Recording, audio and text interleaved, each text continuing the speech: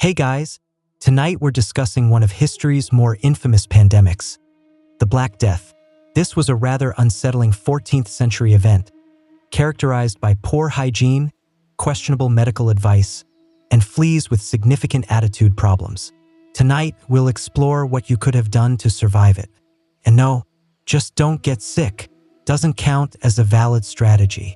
So, before you get comfortable, please take a moment to like the video and subscribe, but only if you genuinely enjoy what I create here. And do let me know in the comments where you're tuning in from and what time it is for you. I always find it fascinating to see who's joining us from around the world. Now, dim the lights, perhaps turn on a fan for that soft, ambient hum, and let's gently ease into tonight's historical journey together. Let's begin with your first and likely most crucial life decision. Where exactly are you living? If you envisioned a bustling 14th century city, brimming with opportunities and culture, congratulations, you're already approximately 85% deceased. Cities during the Black Plague were far from charming medieval postcards. They were severely overpopulated, notoriously unhygienic, and alarmingly enthusiastic about discarding waste directly into the streets. Imagine thousands of individuals crammed into wooden buildings with no plumbing, no sanitation, and rats so comfortable they probably paid rent. Urban centers like London, Paris, and Florence, where the plague found an all-you-can-eat buffet, featured cramped living quarters, open gutters, and even livestock residing indoors. These cities were breeding grounds for human contact, pest activity, and truly foul odors. Even if airborne pathogens didn't afflict you, the psychological distress from the daily stench probably would have. You didn't even need to be ill, just in close proximity to someone who was. Markets, churches, bathhouses, on the rare occasions they were open, and inns packed people into tight, confined spaces. Fleas thrived, rats flourished, and you, the unsuspecting city dweller simply trying to purchase onions, were just one bite away from a complete bodily collapse. Now, contrast this with the countryside. Yes, it certainly had its drawbacks, such as isolation, unpredictable weather, and the occasional aggressive goose, but crucially, it offered abundant space. You would have had fewer neighbors, fewer crowds, and significantly fewer rats per square foot. If you lived on a farm or in a tranquil village nestled on a hill where the nearest human resided 2 goat lengths away, your chances of survival dramatically improved. Even better were remote monasteries. Certain religious orders, like the Carthusians, practiced near-total silence and isolation. Their lifestyle wasn't specifically designed for plague survival, but it happened to be the medieval equivalent of an elite, hermetically sealed quarantine bubble. In essence, if you valued your lungs, your bloodstream, and your continued existence, the wisest course of action in 1348 was to distance yourself from other people as much as legally or even illegally possible. Cancel your travels, leave the marketplace early, and if anyone suggests, it's probably not that bad, consider that your urgent signal to grab your cloak and immediately abandon the city. Imagine this scenario. It's 1349, and someone near you sneezes in your general direction. Do you A, politely inquire if they are well? B, offer them a clove of garlic? Or C, flee as if your life depends on it? Because it does. The correct answer is always C. Back then, no one understood what a virus was, but they instinctively grasped one fundamental truth. If someone nearby began sweating, coughing, or bleeding from unusual places, it was time to become a recluse. Social distancing didn't have a catchy modern name yet, but the survivors practiced it with religious devotion. The plague was widely believed to be spread by bad air, also known as miasma.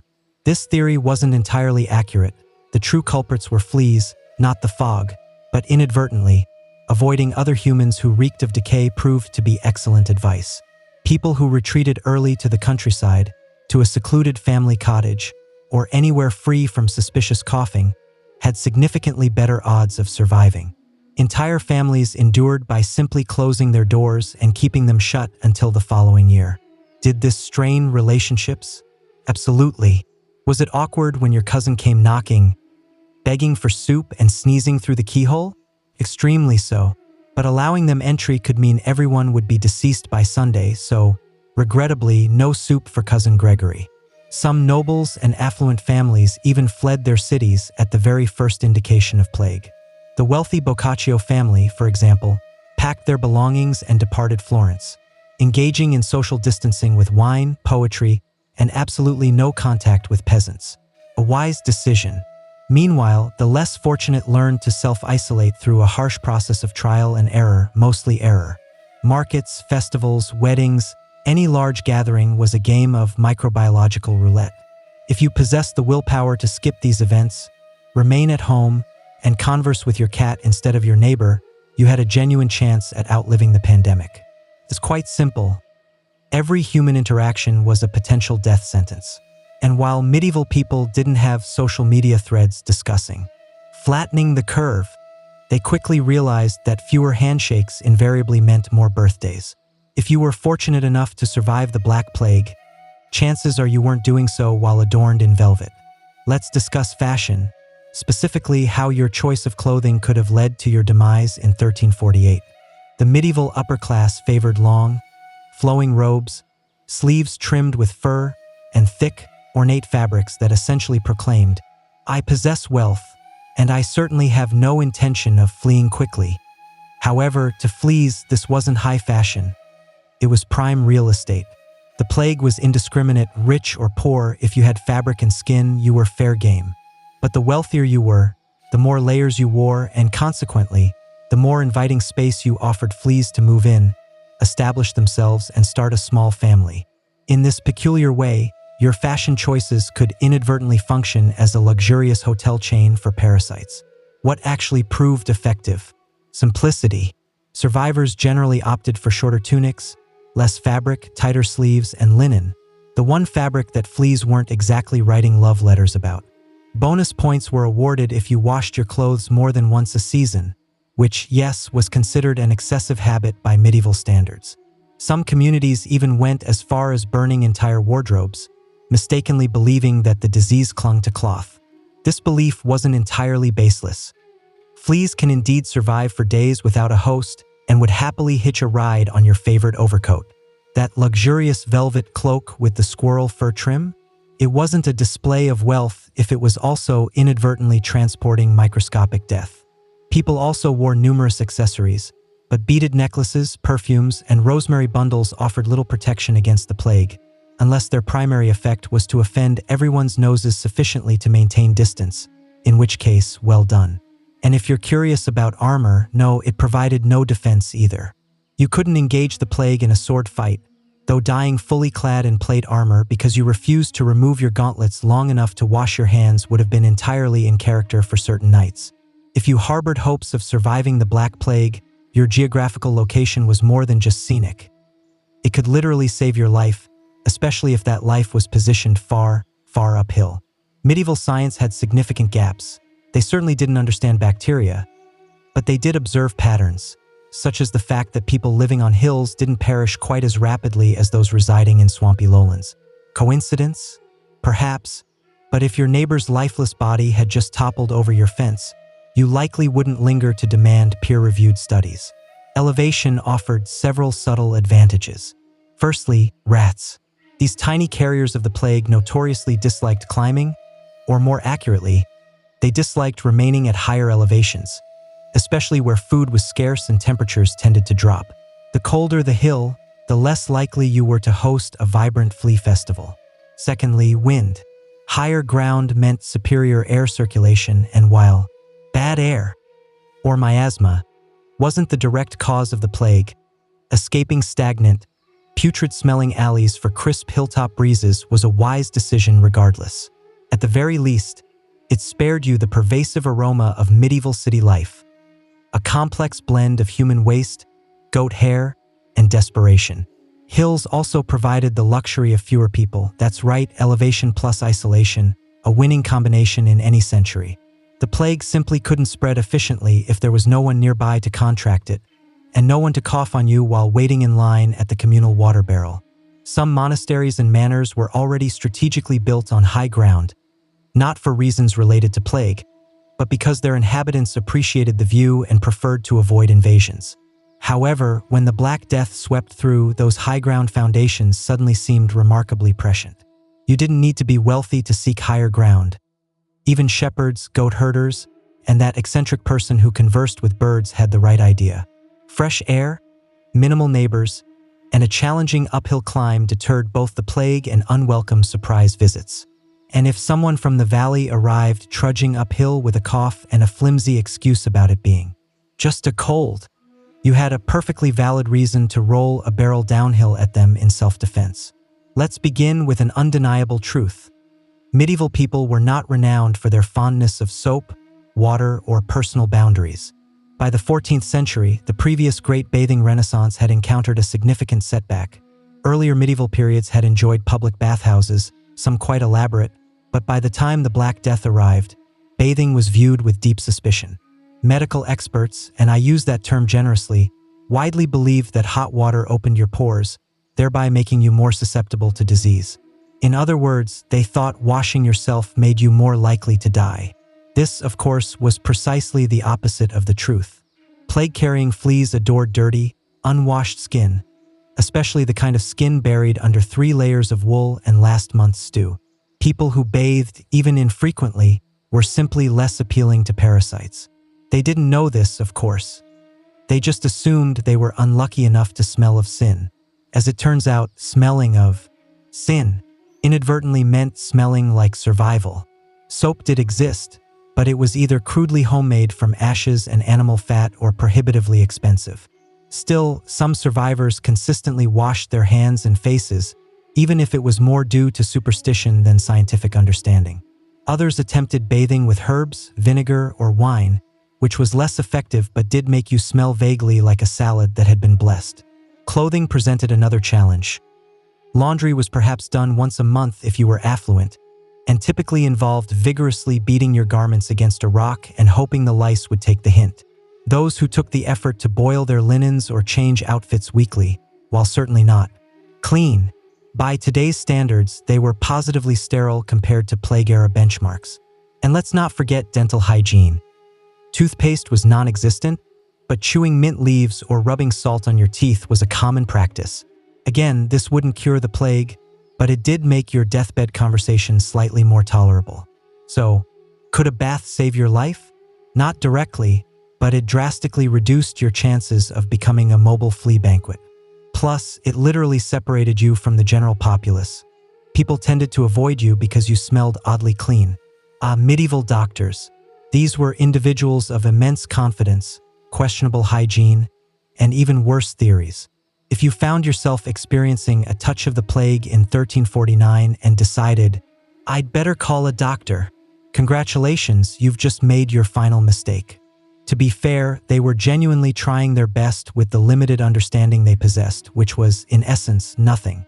The prevailing medical theory of the time centered on the 4 humors: blood, phlegm, yellow bile, and black bile. If you were ill, it meant your humors were out of balance. The prescribed solution? Drain something, typically blood, and occasionally dignity.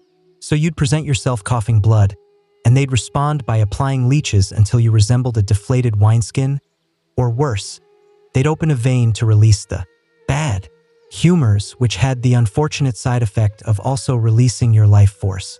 Then there were the iconic plague doctors, identifiable by their bird-beaked masks stuffed with fragrant flowers, herbs, and spices. The beak wasn't merely a fashion statement. It was their rudimentary version of personal protective equipment. They believed good smells would ward off bad air, a theory not entirely wrong if you define working as keeping you too disoriented to notice the stench of rotting bodies. Their tools included wooden sticks for poking at a safe distance, a cane for nudging you into a mass grave if things didn't progress favorably, and copious amounts of burning sage. Treatment options were equally grim: rubbing onions on your armpits, ingesting crushed emeralds, carrying a dead toad in a bag around your neck, or enduring smoke-filled rooms. In summary, if a treatment sounded absurd, painful, or highly flammable, it was likely prescribed. Ironically, those who fared best were often the ones who completely avoided medical attention, such as nuns, midwives, and herbalists who adhered to basic hygiene, used clean bandages, and maintained a calm demeanor. Amidst the chaos of the Black Plague, when cities transformed into open-air morgues and doctors prescribed onions for almost everything short of decapitation, one group quietly achieved remarkable survival rates: monks. But not just any monks. We're specifically talking about the secluded, vow of silence type. Think Carthusians, not the traveling friars whose pockets were likely teeming with fleas. Why did monastic life offer such remarkable plague-proof potential? For a start, monasteries were frequently isolated, often perched on hillsides or nestled in remote rural areas. They were designed for prayer and quiet reflection, not for bustling traffic, crowded festivals, or overfilled inns where someone was inevitably coughing into their soup. Then there were the monastic rules. Life in a monastery wasn't a free-for-all. It came with strict structure, scheduled meals, rigorous sanitation by medieval standards, and a suspicious lack of physical contact. Shared utensils? Highly unlikely. Hugging? Spiritually discouraged. Group bathhouse orgies? Absolutely forbidden. They also had reliable access to food and clean water, a tremendous advantage when much of the population was too ill to farm or even boil a pot. Monasteries stored their own grain, cultivated their own herbs, and crucially, did not rely on urban markets teeming with rats and lingering despair. Oh, and did we mention they practiced celibacy, which meant no late-night visits to plague-ridden tavern wenches, just you, your thoughts, and the occasional Latin chant to keep you company. Now, it's important to note that not all monks survived. Some, bless their souls, chose to act as caregivers. They bravely ventured into cities to assist the sick. A noble endeavor, yes, but statistically ill-advised. Traveling clergy experienced the worst of both worlds. Constant exposure to dying strangers and the moral impossibility of fleeing because it would have reflected poorly in biblical accounts. So, if you were considering the monastic path for survival, your best strategy was to join early, remain confined to the monastery, and politely decline any missions outside its walls. Of course, you didn't necessarily have to be a monk to benefit from the monastic lifestyle. You simply needed to emulate their habits. Live in seclusion, cultivate your own food, and strictly limit human contact. Within the Black Death economy, certain professions came with a unique bonus: immediate and unavoidable exposure to everyone's germs. Let's start with messengers. Their role involved riding between towns, delivering letters, important proclamations, or ominous royal decrees that no one wished to hear. Excellent for cardiovascular health, terrible for survival odds. Every time a messenger dismounted and handed over a scroll, they were essentially exchanging paper and plague with whoever had just sneezed on the previous delivery. Then there were merchants, the 14th century equivalent of Uber Eats, albeit without the hygiene standards and customer satisfaction guarantees. Merchants traveled extensively between cities, markets, and ports, inadvertently transporting spices, cloth, and fleas from one contaminated location to the next. They were effective plague superspreaders before the term superspreading even existed. If you held one of these occupations, you were the human embodiment of a carrier pigeon with a death wish. So, what jobs offered a better chance of survival? Blacksmiths, bakers, shepherds, and millers. Individuals who worked with fire, grain, or animals and largely kept to themselves. These people didn't need to travel extensively. They weren't obligated to shake hands with strangers or enter plague-ridden cities for meetings that could easily have been conducted via parchment scrolls. Then there were gravediggers, morbid, yes, but surprisingly secure. The job wasn't entirely plague-proof, but they possessed superior tools, such as gloves, shovels, and the highly underrated strategy of not touching things with your face. Some even became adept at recognizing early plague symptoms and took considerable pride in not succumbing like everyone else around them. If you were truly fortunate, you might be a reclusive hermit or a mildly disliked goat herder. Solitary work suddenly became highly fashionable. Your antisocial behavior was conveniently rebranded as wise pandemic planning. Even artisans like cobblers and weavers fared reasonably well. They typically worked from home, accepted a limited number of clients, and could plausibly claim they were fully booked when a suspicious, coughing individual approached their door requesting shoes in 1349. The fewer errands you ran, the longer you survived. Let's be absolutely clear. In Plague-era Europe, rats were not simply background nuisances. They were central characters, hairy, twitchy, plague chariot-riding villains in your everyday existence.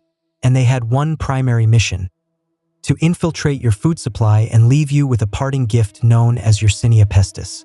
If you wished to survive the Black Death, one of the most astute actions you could take, besides fleeing uphill and avoiding other humans, was to physically elevate your pantry. Literally.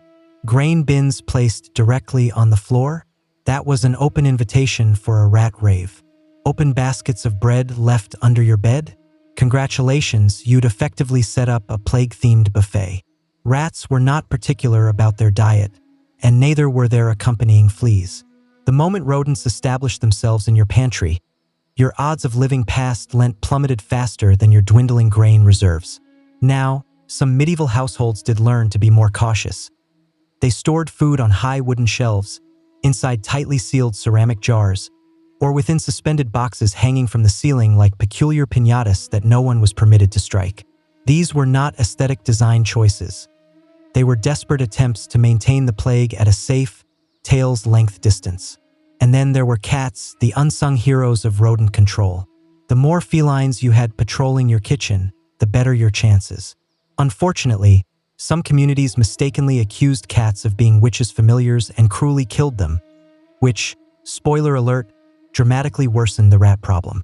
It's difficult to survive when you've just eliminated your only line of defense. Also, let's address your trash. Simply throwing scraps out the window wasn't just rude, it was direct rat bait. The same applied to leaving compost heaps directly beside your house, effectively creating a rodent Airbnb. Savvy survivors moved their waste far away from their living quarters, ideally into someone else's yard. It's important to remember that rats didn't technically cause the plague. Their fleas were the true culprits. But fleas don't travel long distances independently. When disaster strikes, people typically react in one of two ways: calmly seeking rational solutions, or joining a screaming, torch-wielding mob convinced that the entire catastrophe is their neighbor's fault. Guess which reaction was more prevalent in 1348? The Black Death didn't merely claim lives. It shattered minds, and in the absence of germ theory, microscopes, or competent leadership, people were left to concoct their own explanations, many of which sounded eerily similar to, "It must be them." This was invariably followed by pitchforks, torches, and wildly misdirected violence. In some towns, agitated mobs accused outsiders, Jews, foreigners, and essentially anyone who appeared to have avoided recent sneezing fits. People genuinely believed that wells were being poisoned, that the plague was divine punishment, or that a local widow with too many cats had caused all this misfortune with her suspicious herbal teas. Spoiler: none of these actions helped in any way. In fact, mob behavior almost always exacerbated the situation. You'd assemble a large group of already paranoid individuals, shout over each other about how he coughed near my cow, and then storm the victim's home to what? Solve the plague by burning it down? Brilliant. Truly brilliant. Worse still, mobs physically brought people together, huddled in sweaty crowds, yelling and exchanging bacteria as if they were trading valuable Pokemon cards. You didn't just risk making a moral error, you also significantly risked contracting the very disease you were desperately trying to blame on someone else. The individuals who actually survived the Black Death were often those who maintained a low profile, not necessarily because they were cowards, but because they had no interest in participating in collective panic rituals. While the mob was busy dragging an astrologer out of town for reading stars too confidently, true survivors were boarding up their windows, boiling their water, and quietly continuing to live. There's a clear lesson here. Panic spreads far faster than any plague, and angry crowds are rarely effective problem solvers, unless you genuinely enjoy the smell of smoke, moral failure, and guaranteed exposure to respiratory droplets. Perhaps it's best not to grab that torch, because in a pandemic, the only thing more contagious than the disease itself is widespread ignorance. A garlic, nature's potent breath mint, a culinary staple, and the medieval body spray of choice. When the plague descended, people lacked vaccines, antibiotics, or even a basic understanding of what a germ was. What they did possess was garlic, and they applied it to everything. They consumed it raw, hung it above their doorways, and wore it around their necks like fragrant cloves of aromatic defiance. Was it scientifically effective? Frankly, not really.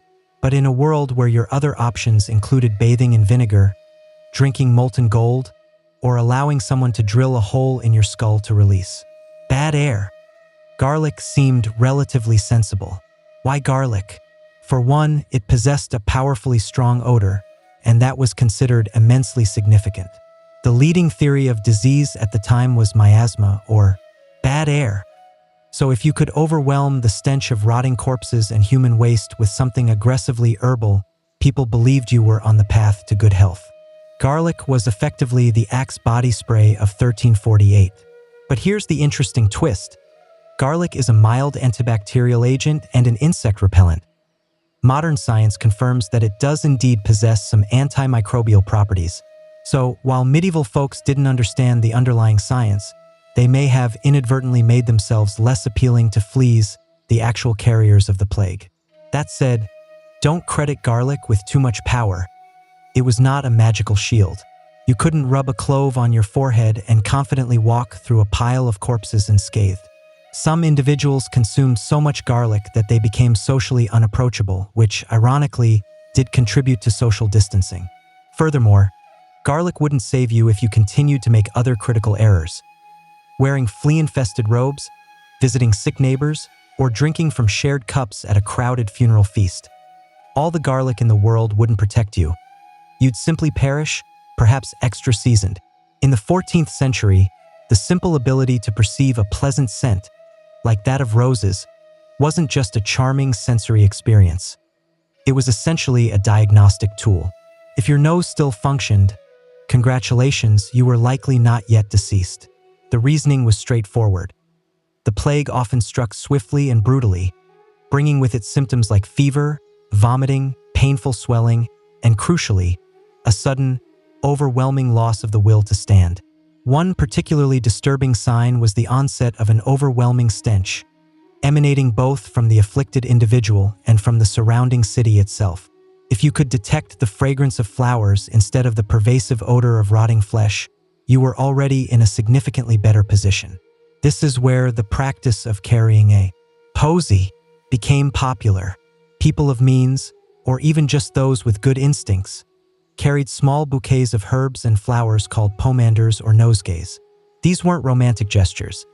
They were makeshift DIY gas masks fashioned from lavender, mint, sage, and rose petals. You'd carry one in your hand, stuff it into your sleeve, or even humorously affix it to your face like a desperate Renaissance party favor. Was this genuinely effective? Technically, no. But symbolically, it worked wonders. Walking around with a floral sachet made you appear as though you were making an effort, which, during the plague, placed you ahead of roughly half the population. The rationale behind this was again linked to miasma theory. The belief that foul smells carried disease, so naturally, if you could overpower the pervasive stench with the fragrance of roses, you were effectively cleansing the air. In practice, you were simply providing yourself with something pleasant to focus on that wasn't imminent death. Furthermore, individuals who regularly used flowers and herbs often possessed the means to isolate themselves, wash occasionally, and avoid the worst affected areas, so it wasn't the roses themselves that offered protection. It was the associated lifestyle that came with them. Rose sniffers tended to steer clear of cesspits and crowded street feasts. Additionally, people kept flowers inside their homes, burned incense, and simmered herbs on coals, not because they were practicing aromatherapy, but because living with 10 people in a single-room hut necessitated some form of atmospheric adjustment, which, frankly, may have saved your life. Let's face it, the plague was not merely a test of one's immune system. It was a brutal examination of your social calendar. In a time when human contact was roughly as safe as enthusiastically licking a dagger, genuine friendship became a distinct inconvenience. Every hug, every handshake, or every shared mug of ale was a game of bacterial roulette, and the individuals with the best odds were those who politely declined all invitations, indefinitely. Medieval survivors were often those who lived quiet, uneventful lives, not because they were insightful virologists, but because they simply didn't enjoy the company of other people that much to begin with. In short, introverts flourished. That one neighbor who always promised, "I'll come by later," and consistently failed to do so, they survived. The couple who diligently skipped every market fair, every wedding feast, and every Saint's Day party, Also alive. The eccentric individual who muttered to his chickens and resided in a secluded shed? Odd, but definitely alive. The more friends you cultivated, the more opportunities the plague had to hitch a ride directly into your home. Even acts of kindness became perilous. Offering bread to a sick neighbor? Risky. Visiting your aunt to check on her well-being? Potentially deadly. Group prayer circles? Holy but highly contagious. Many survivors prudently limited their contact to just a few close family members, and even that came with strict rules. Eat separately, avoid suspicious coughing, and if absolutely necessary, construct two houses and communicate by shouting between windows. If someone sneezed, that was the medieval equivalent of being permanently unfriended. It wasn't personal, it was pure survival mathematics. Even monasteries and noble households implemented early forms of quarantine. If one person exhibited symptoms, they were sent to a different wing, or if you were poor, simply instructed to lie in the barn and, "We'll see."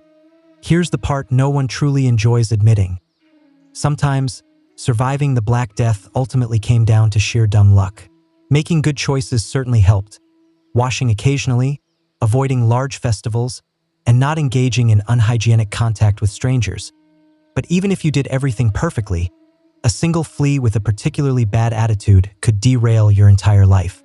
That said, your odds significantly improved if you also happened to be extremely boring, because excitement in the 14th century often involved numerous people, constant movement, loud noise, and very poor decisions.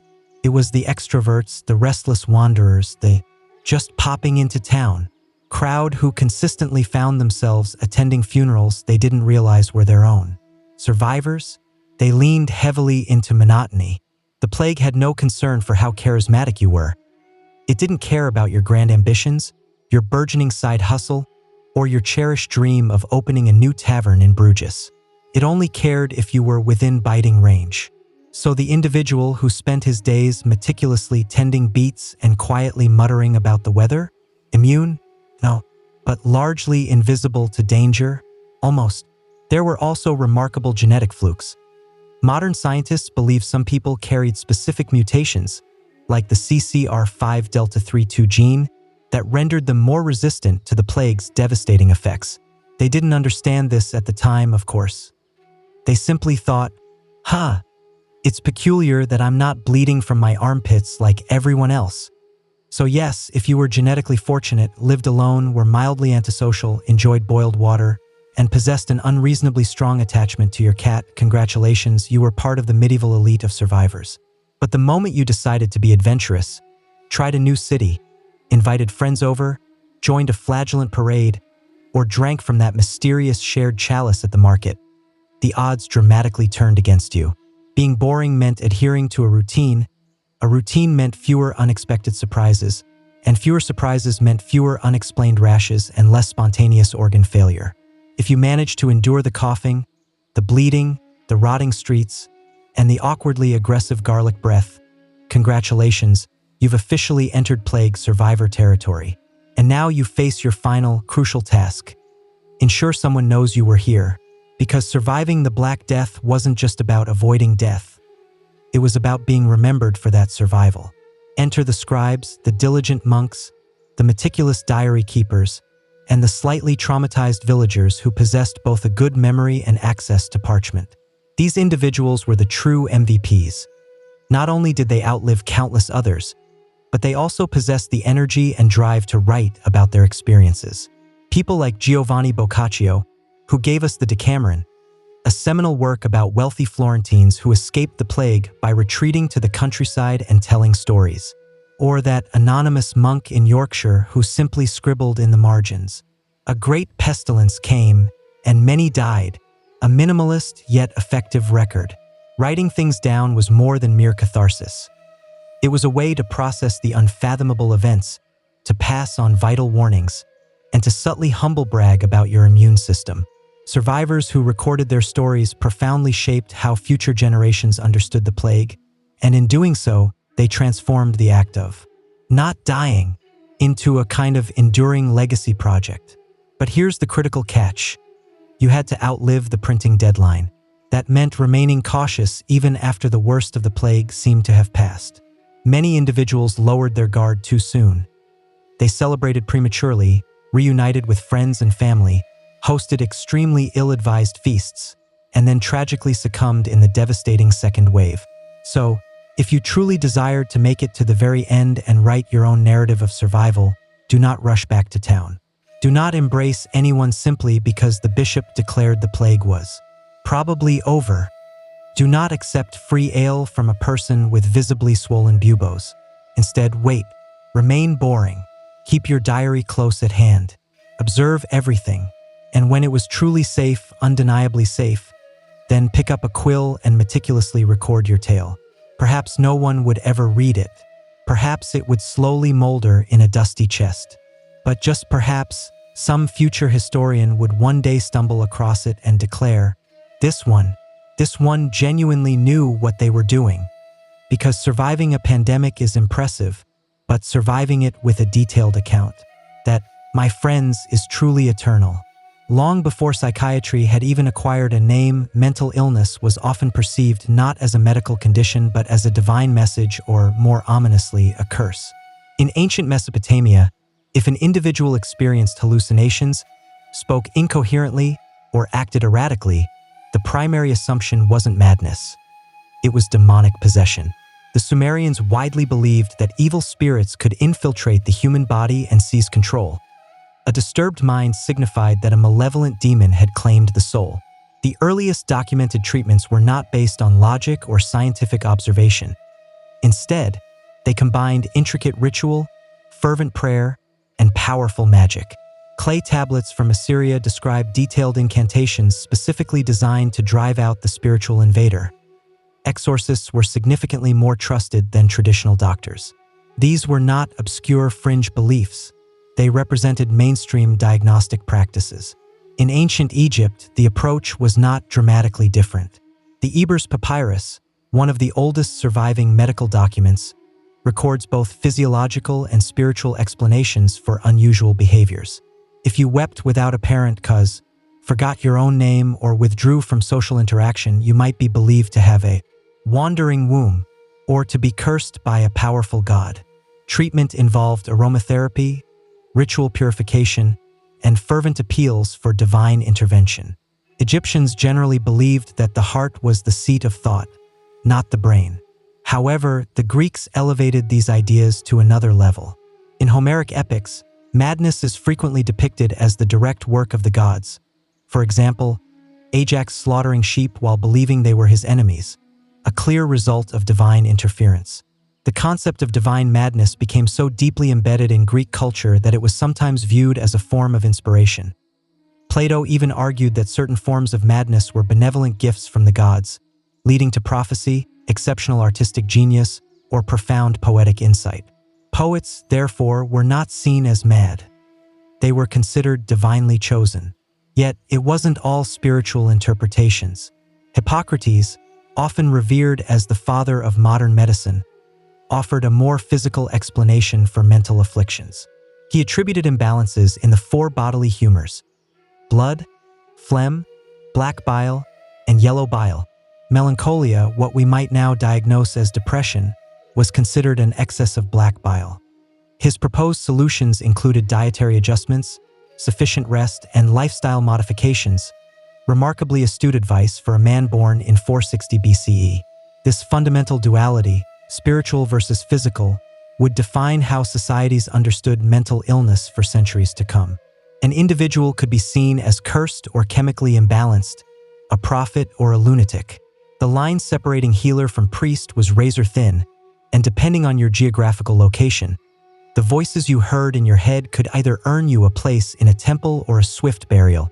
In medieval Europe, mental illness lost much of the philosophical grace it had experienced under the Greeks. Gone were the intricate debates about divine inspiration or humoral imbalance. Instead, the powerful influence of the church intensified, bringing with it concepts of fire, brimstone, and pervasive fear. If you were experiencing auditory hallucinations or visual distortions, the likely conclusion was not a humoral imbalance. It was attributed to sin, or worse, Satan himself. Madness was now squarely framed through a rigid religious lens. The mentally ill were often viewed as morally corrupt, spiritually weak, or directly possessed by demons.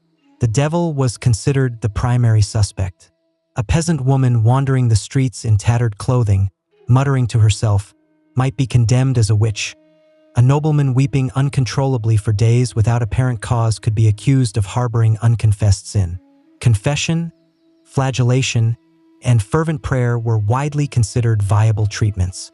Physicians often deferred to the authority of priests. The societal institutions of the time fared no better. There were very few dedicated places for the mentally ill. Most were left to wander the countryside, languish in dungeons, or decay in overcrowded monasteries. In some towns, they were tragically chained in public squares for their own perceived safety, where locals could prod them with sticks or toss coins at them for amusement. Madness, in a cruel twist, became a form of public entertainment. Then came Bethlehem Royal Hospital in London, more infamously known as Bedlam. Founded in the 13th century, it was one of the earliest institutions explicitly established to house the mentally disturbed. But house is a polite understatement. Bedlam rapidly degenerated into a grotesque human zoo.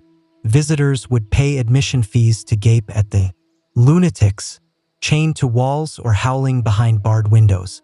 Treatments included brutal cold water dunkings, aggressive bleeding, forced purges, and whipping. The underlying theory was simple: forcibly expel the devil. And yet, amidst the pervasive horror, some faint glimmers of humanity did appear. Some compassionate monks offered kindness and shelter. Islamic physicians, like the renowned Avicenna, operating far beyond the reach of the Inquisition, continued to promote humoral theory and advocated for gentle, humane care. In Moorish Spain, hospitals treated the mentally ill with soothing music therapy and exposure to fresh air. But within Christendom, genuine mercy was a rare commodity, and ignorance reigned supreme. Madness became a word saturated with dread. You didn't receive help, you were chained. You didn't find healing, you found exile. For most medieval sufferers, the world offered little more than a dungeon, a priest, and prayers that seemingly went unheard.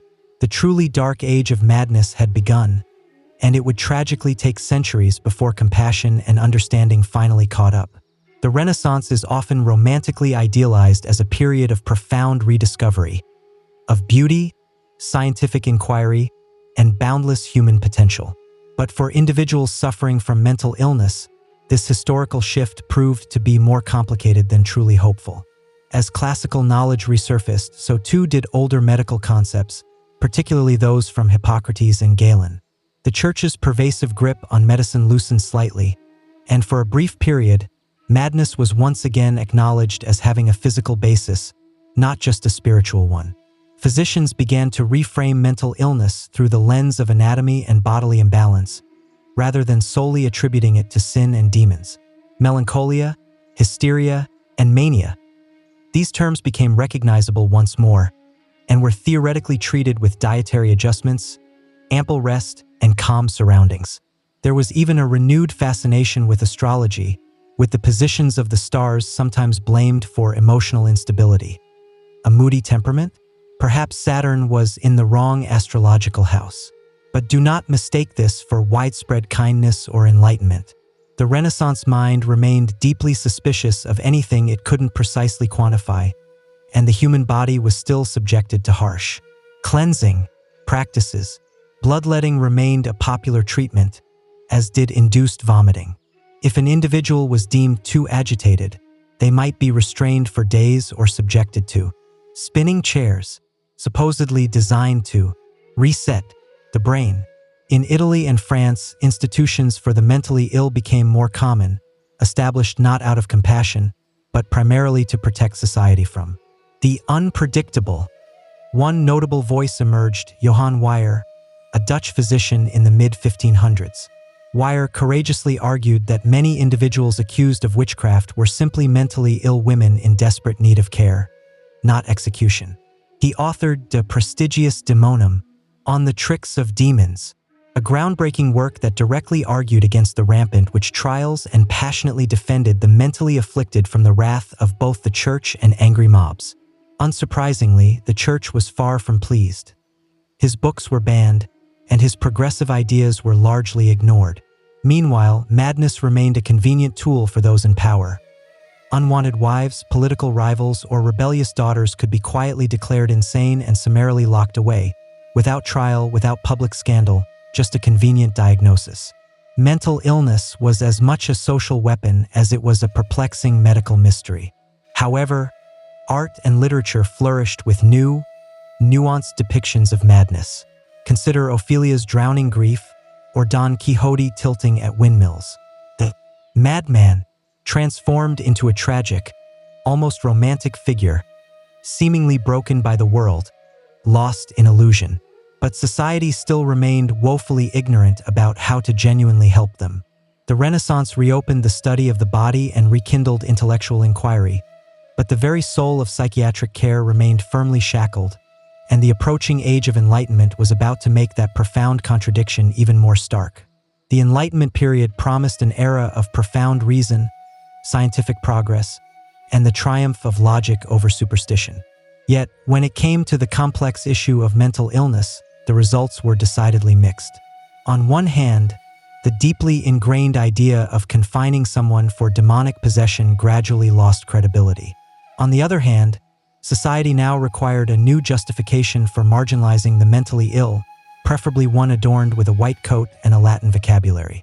The asylum, once a rare curiosity, rapidly transformed into a burgeoning institution across major cities like London, Paris, and Vienna. Grand, imposing buildings were constructed far from city centers where the insane could be hidden from public view.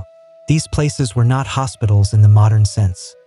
They were essentially human warehouses, overcrowded, severely understaffed, and reeking of profound neglect.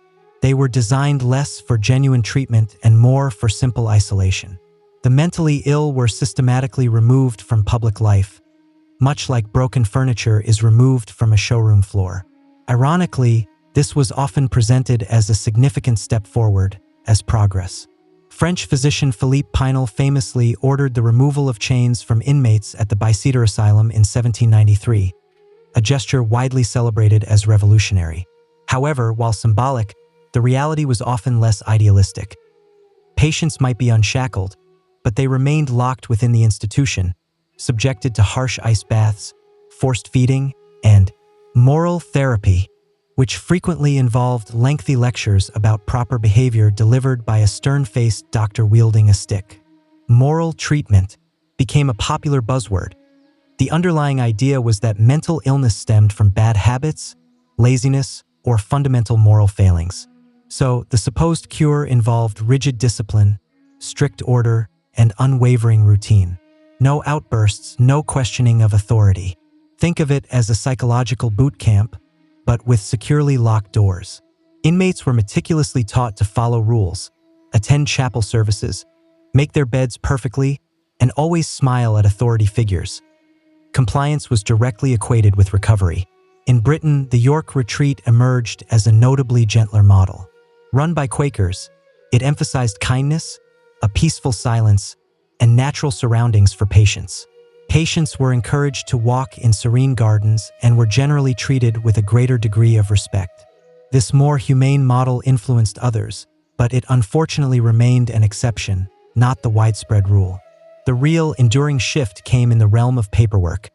For the very first time, doctors began meticulously keeping detailed notes on mental patients, carefully charting symptoms, behaviors, and even purported treatment outcomes. Psychiatry was gradually inching closer to becoming a formal science, though it still heavily relied on guesswork and anecdotal evidence. The Enlightenment transformed mental illness into a subject of scientific study instead of mere shame, but the cost was often a cold, dehumanizing sterility. In its relentless rush to rationalize everything, society reduced the mentally ill to mere specimens, less demonic, yes, but still profoundly dehumanized. And on the horizon loomed a Victorian world, utterly obsessed with propriety and deeply terrified of what unknown complexities might lurk within the human mind. The Victorian era was truly the golden age of profound contradictions. Elegant repression coexisting with groundbreaking scientific advancements, and moral panic clashing with burgeoning industrialization. And nowhere were these inherent contradictions more glaringly apparent than in how the Victorians approached mental illness. For a society meticulously obsessed with outward appearances, madness represented a terrifying and unacceptable crack in the carefully constructed facade of porcelain perfection. For women, that particular crack acquired a specific, pervasive name: hysteria.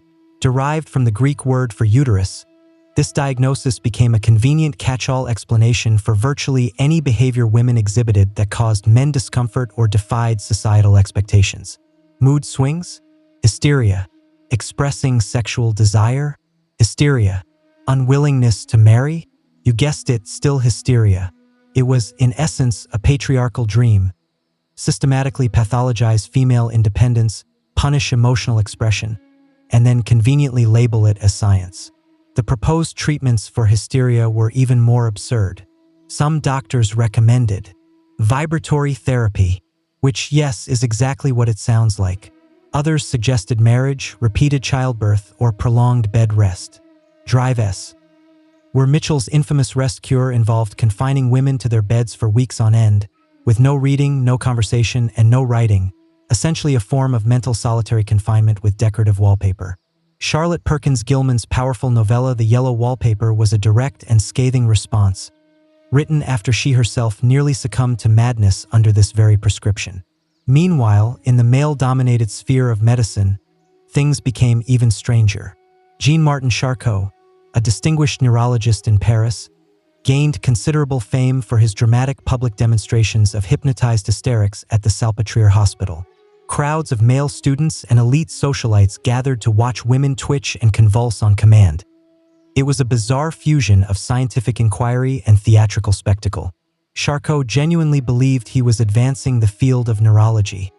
Critics, however, decried it as pure exploitation. Sigmund Freud, notably, sat in those very audiences, meticulously taking notes that would eventually give birth to the field of psychoanalysis years later. Victorian asylums evolved into vast, imposing complexes, often enclosed by high walls and surrounded by whispering trees. They were ostensibly intended as places of healing, but too often they functioned as convenient dumping grounds for inconvenient people. Epileptics, alcoholics, rebellious daughters, elderly parents, or simply those suffering from profound grief. Once admitted, escape was nearly impossible. A single signature could result in indefinite institutionalization, while gaining release required several more signatures and a great deal of luck. The public, meanwhile, diligently maintained a facade of propriety. Madness became something to meticulously hide, not openly confront. Families fabricated stories about missing relatives, and obituaries conveniently omitted institutional deaths. Mental illness was perceived as a profound stain, a social scandal, and a serious threat to marriage prospects. The asylum, in essence, served as society's hidden broom closet, and the primary objective was not genuine treatment. It was forced invisibility. Victorian England perfected the art of concealing what it most deeply feared, and buried beneath the corsets and canes was a nation quietly struggling with countless untreated minds. The 20th century began with the deafening sound of bullets and the stark image of barbed wire, forcing the world to finally confront the immense mental toll of human suffering. During World War I, doctors encountered a condition they could neither exorcise, bleed, nor hypnotize away. Men shaking uncontrollably, screaming at phantom gunfire, or rendered completely mute by sheer terror. These were not weaklings or madmen. These were soldiers, heroes, utterly broken by the horrors of war. They called it shell shock. Initially, the term was interpreted literally. Physicians theorized that exploding artillery shells were physically damaging the brain with their intense vibrations. But the uncomfortable truth was far harder to accept. The human mind itself possessed a breaking point. Trench warfare, with its ceaseless bombardment, omnipresent death, and mud-choked claustrophobia, had shattered it. Officers who once scoffed at nervous complaints now faced entire battalions afflicted with amnesia, debilitating tremors, and terrifying night terrors. Some men lost the ability to walk, others forgot their own names. A few simply stared blankly into space for days, utterly unreachable. And yet, many commanders tragically treated these symptoms as cowardice. Some British soldiers were even executed for desertion, men who had, in fact, been driven to insanity by the profound trauma of combat. But attitudes slowly began to shift. Doctors like W.H.R. Rivers at Craiglockhart War Hospital initiated new, experimental treatments, encouraging patients to talk, write, and engage in empathetic listening. Rivers famously treated the poet Siegfried Sassoon, gently encouraging him to express his trauma through verse. This marked a quiet revolution. For the very first time, mental illness was not framed as a sin or a personal weakness. It was recognized as a legitimate wound. After the war, shell shock became one of the most controversial terms in psychiatry. Some doctors attempted to distance themselves from it, categorizing it as a catch-all for everything from PTSD to malingering. Others recognized it as the crucial birth of trauma psychology. But the public never forgot. The pervasive war neurosis haunted the cultural imagination.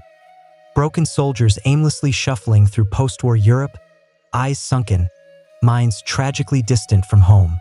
And when World War II erupted, the medical community was notably better prepared. This time, the recognized term was combat fatigue, and treatment was swifter and more humane, though stigma unfortunately remained. Shell shock had opened a new, crucial chapter. Mental illness was no longer exclusively for women labeled hysterical or eccentric individuals confined to asylums. It could afflict the strongest men. It could be tragically earned through service and profound sacrifice, and that terrifying realization unsettled many, because if war heroes could break, then perhaps no one was truly safe from the hidden battlefield within the mind.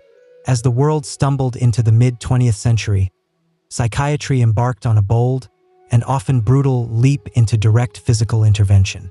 The underlying idea was deceptively simple. If the mind was sick, perhaps the brain could be directly fixed. But fix here carried a heavy, often tragic, burden of meaning. What followed was a wave of invasive procedures that promised miraculous cures but frequently delivered profound silence, forced obedience, or irreversible ruin. Enter the lobotomy, a procedure famously developed by Portuguese neurologist Antonio Agos Muniz in the 1930s. The procedure involved surgically severing neural connections in the brain's prefrontal cortex to reduce extreme agitation and persistent delusions. It earned Muniz a Nobel Prize, but the true proliferation occurred when American psychiatrist Walter Freeman introduced the icepick lobotomy, a procedure requiring no operating room, just a mallet and a few minutes behind the eye socket. It was terrifyingly fast, incredibly cheap, and profoundly horrifying.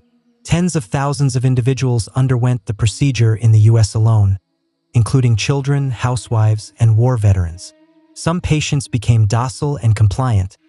Others tragically lost speech, motor function, or their entire personality.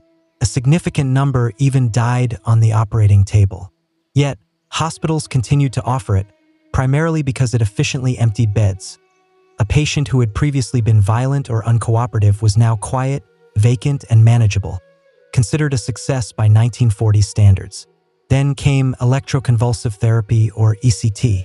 While still used today in carefully controlled and humane settings, its early applications were far from gentle. Doctors would administer jolts of electricity powerful enough to induce seizures, often without any anesthesia or patient consent. The grim goal to reset the brain, much like shaking a faulty light bulb.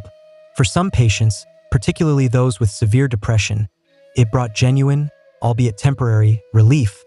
But for others, it caused significant memory loss, profound confusion, and lasting trauma. This marked the so-called golden age of interventionist psychiatry. Alongside lobotomies and ECT, there were insulin coma therapy, hydrotherapy, and extreme isolation chambers. Doctors desperately grasped at any lever they could pull. Mental illness was treated as a broken machine, and the tools employed were often brutally crude. Compassion regrettably took a backseat to stringent control. And still, asylums continued to swell. With the rapid rise of state-run psychiatric hospitals, millions of individuals were institutionalized. Some remained for decades, completely forgotten by their families and society. The average person feared these places. Chilling stories of abuse, neglect, and harsh restraint leaked into tabloids and horror films. The mentally ill were tragically portrayed as monsters in popular culture. Mad scientists, escaped killers, the unhinged. The stated intentions were scientific, but the actual outcomes were frequently tragic. As the 1960s approached, a new, transformative idea began to emerge. Perhaps it wasn't the patients who were the sole problem requiring fixing. Perhaps it was the deeply flawed system itself. By the 1960s, the prevailing tide was definitively turning. Public trust in the large, often inhumane, asylums had severely eroded. Investigative journalists courageously exposed horrific conditions in state hospitals, detailing filthy wards, over-medicated patients, and widespread inhumane treatment. Families stopped believing the false promise of restorative care, and legislators began asking uncomfortable, long-overdue questions. Was institutionalization genuinely helping anyone, or was it simply warehousing society's unwanted individuals? Enter the transformative movement known as deinstitutionalization, powerfully fueled by three major converging forces: the advent of new medications, passionate civil rights advocacy, and the widespread desire of governments to cut costs. The core idea was straightforward: close the massive institutions and instead treat individuals within their own communities. Antipsychotic drugs like Thorazine, first introduced in the 1950s, made it theoretically possible to manage conditions like schizophrenia and other severe mental illnesses outside a hospital setting for the first time in centuries. The mentally ill could, at least in theory, live freely with continuous pharmaceutical support. President John F. Kennedy, whose own sister Rosemary had tragically been lobotomized into near-total silence, became a vocal and passionate advocate for comprehensive mental health reform. In 1963, he signed a landmark bill funding hundreds of new community mental health centers, designed to offer outpatient care, supportive housing, crucial support services, and therapy. The overarching goal was ambitious: to promote independence, ensure dignity, and facilitate successful reintegration into society. The closures of these institutions began swiftly. Massive facilities that had once confined thousands of patients were emptied within a mere decade. The grim image of the padded cell was gradually replaced by that of the local neighborhood clinic. Patients were no longer confined but actively encouraged to live in halfway houses, with social workers regularly checking in. On paper, it appeared to be a monumental humanitarian triumph. In practice, however, it quickly became chaotic. Why? Because the essential community infrastructure never fully materialized as promised. Many of the new community clinics were severely underfunded, chronically understaffed, or never built at all. Patients released from long-term institutions found themselves abruptly on the streets with absolutely nowhere to go. Families were unprepared to cope, and law enforcement personnel were untrained to assist. Suddenly, the immense burden shifted from specialized medical professionals to overstretched social services, local jails, and overwhelmed shelters. Homelessness rates dramatically rose, as did incarceration rates. A significant portion of the prison population began exhibiting clear signs of untreated mental illness. Deinstitutionalization was not an absolute failure, but it became a poignant cautionary tale. Compassion without adequate preparation is not a viable solution. It is merely a form of displacement. Still, the movement fundamentally changed everything. It forced society to finally admit that indefinitely locking people away was not humane care. It brought the critical issue of mental illness into the public square, into widespread conversations, new policies, and eventually into mainstream media. It laid the crucial groundwork for patient rights, ethical treatment protocols, and a more holistic approach to mental well-being. But for many, especially the poor and marginalized, the promise of dignified care remained precisely that, an unfulfilled promise. Today, mental illness is thankfully no longer confined solely to asylums or simply dismissed as mere witchcraft, but that doesn't mean it's fully understood or universally accepted. The 21st century has brought massive strides in neuroscience, psychology, and various therapeutic approaches. Yet stigma regrettably clings like a persistent shadow.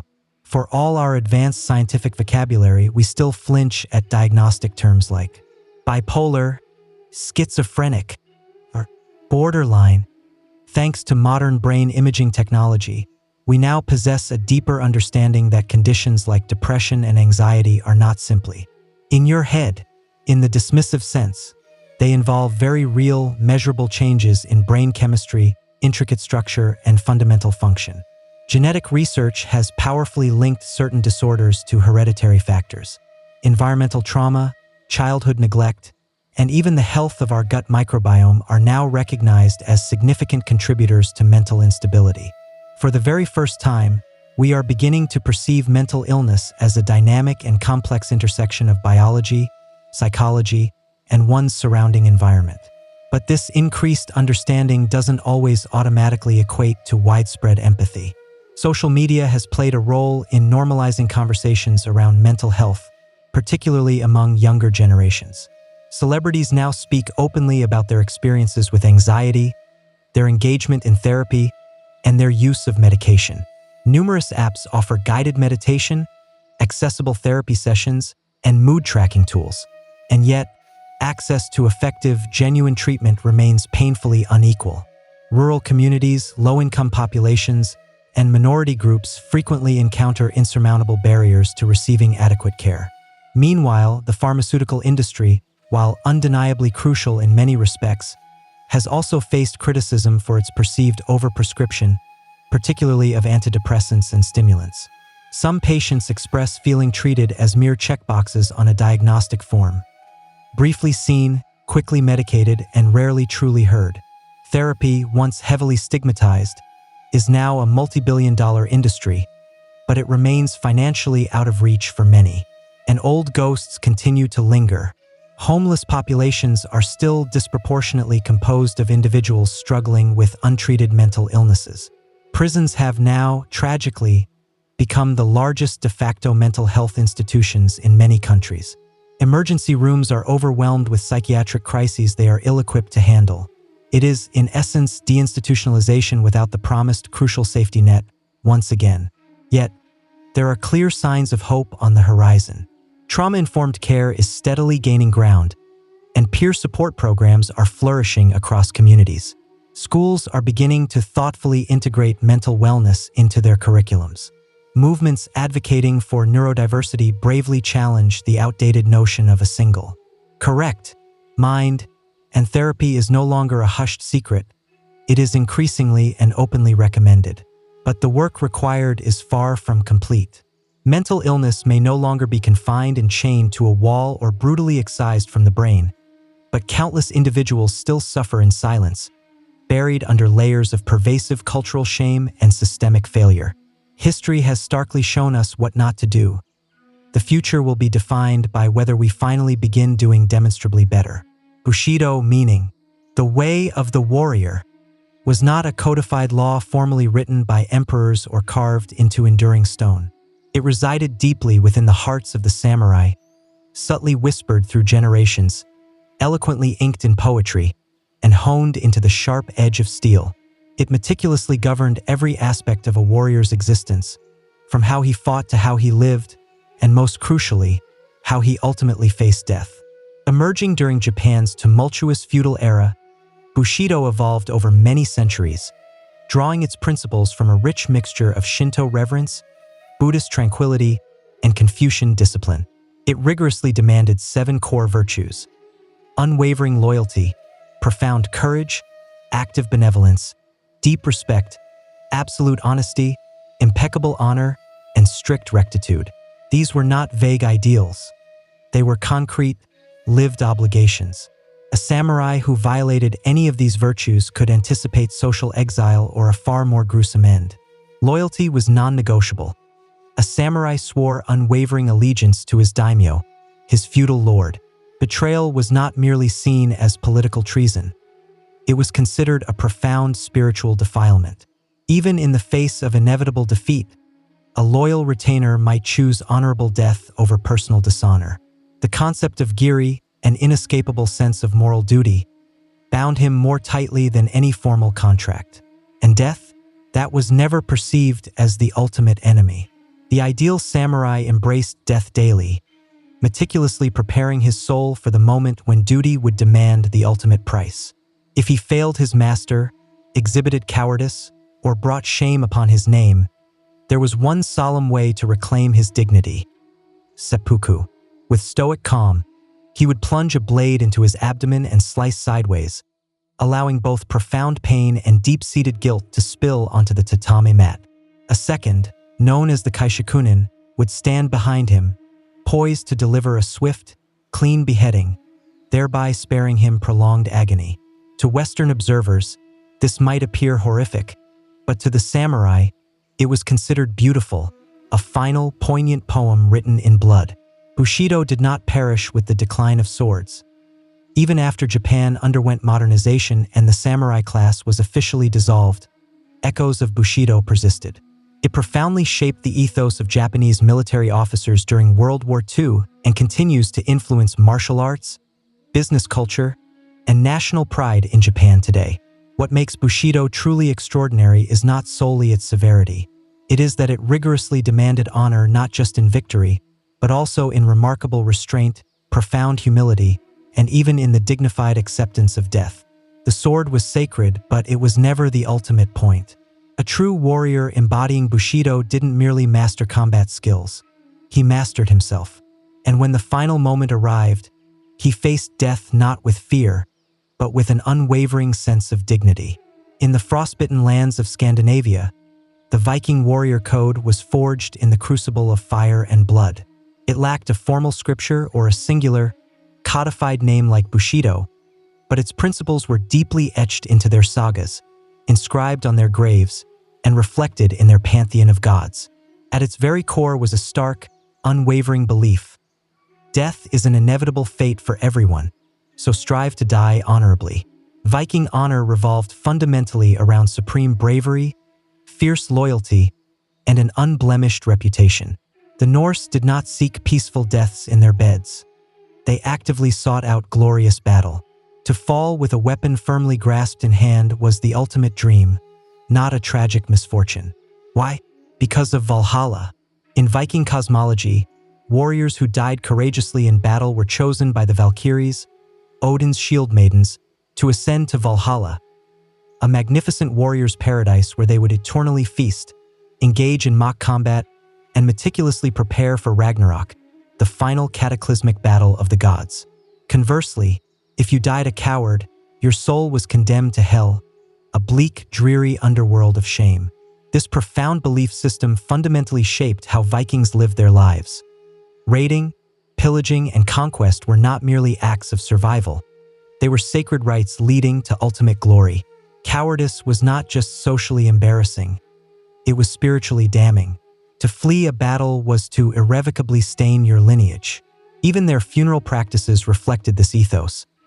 Warriors were interred with their weapons, shields, and sometimes even sacrificed horses or slaves, everything deemed necessary for the afterlife's endless war games. Loyalty to one's jarl, chieftain, or king was another crucial pillar of the Viking code. Viking warriors, known as herdmen, formed exceptionally tight-knit bands bound by solemn oaths. Betrayal of the group was utterly unthinkable. However, this did not imply blind obedience. Vikings valued personal honor as much as communal loyalty. If a leader lost face or made cowardly decisions, his men could challenge or even abandon him. Strength commanded loyalty, while weakness invariably lost it. And vengeance? That was considered a paramount virtue. If your kin was wronged or your honor insulted, you were unequivocally expected to respond with steel. Feuds could persist for generations, leading to cycles of blood debts and relentless retribution. This wasn't perceived as mere cruelty. It was a form of necessary balance. The sagas are replete with tales of heroes who steadfastly refused any form of compensation or peace until justice was explicitly served, blade to blade. Even in their old age, many Vikings feared a quiet, natural death more than any pain. Some actively sought out danger in their final years, hoping to perish in a glorious skirmish rather than waste away quietly in bed. Anything, absolutely anything, was preferable to being forgotten, because for the Vikings, death was not the ultimate end. It was an audition for eternity, and only the truly brave made the cut. To be a Roman soldier was far more than simply to fight. It was to embody virtus, a profound concept that seamlessly blended virtue, valor, manliness, and civic duty into a single unyielding code of conduct. A Roman warrior was not merely a killer. He was a highly disciplined extension of the republic's or the emperor's will, a living symbol of meticulously enforced order in a fundamentally chaotic world. The ideal Roman warrior did not crave individual glory. He earned honor by rigorously obeying orders, stoically enduring pain, and never flinching in the face of death. Cowardice was utterly unthinkable. A legionnaire who fled battle was not just punished, he was completely erased from all respectability.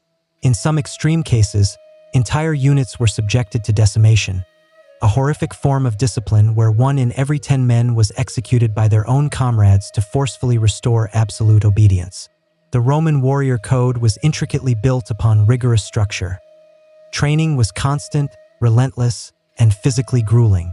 Discipline held greater importance than sheer physical strength. A soldier who broke ranks, even in victory, could face severe lashes or even execution. Glory ultimately belonged to Rome, not to the individual soldier. This powerful collectivism distinctly set the Roman military apart from most other ancient forces. It functioned less as a collection of individual warriors and more as a single, efficient machine. But Virtus extended far beyond the battlefield.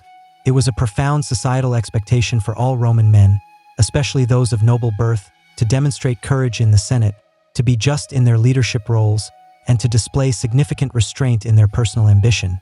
These were also considered clear marks of warrior honor. Even retired soldiers were expected to carry themselves with unwavering dignity, serving as living monuments to Rome's enduring greatness. One of the most sacred virtues in Roman military culture was fides, meaning unwavering faith or absolute loyalty. Loyalty to your unit, your commander, and to Rome itself was paramount. Betrayal, insubordination, or desertion were treated with utter contempt and severity.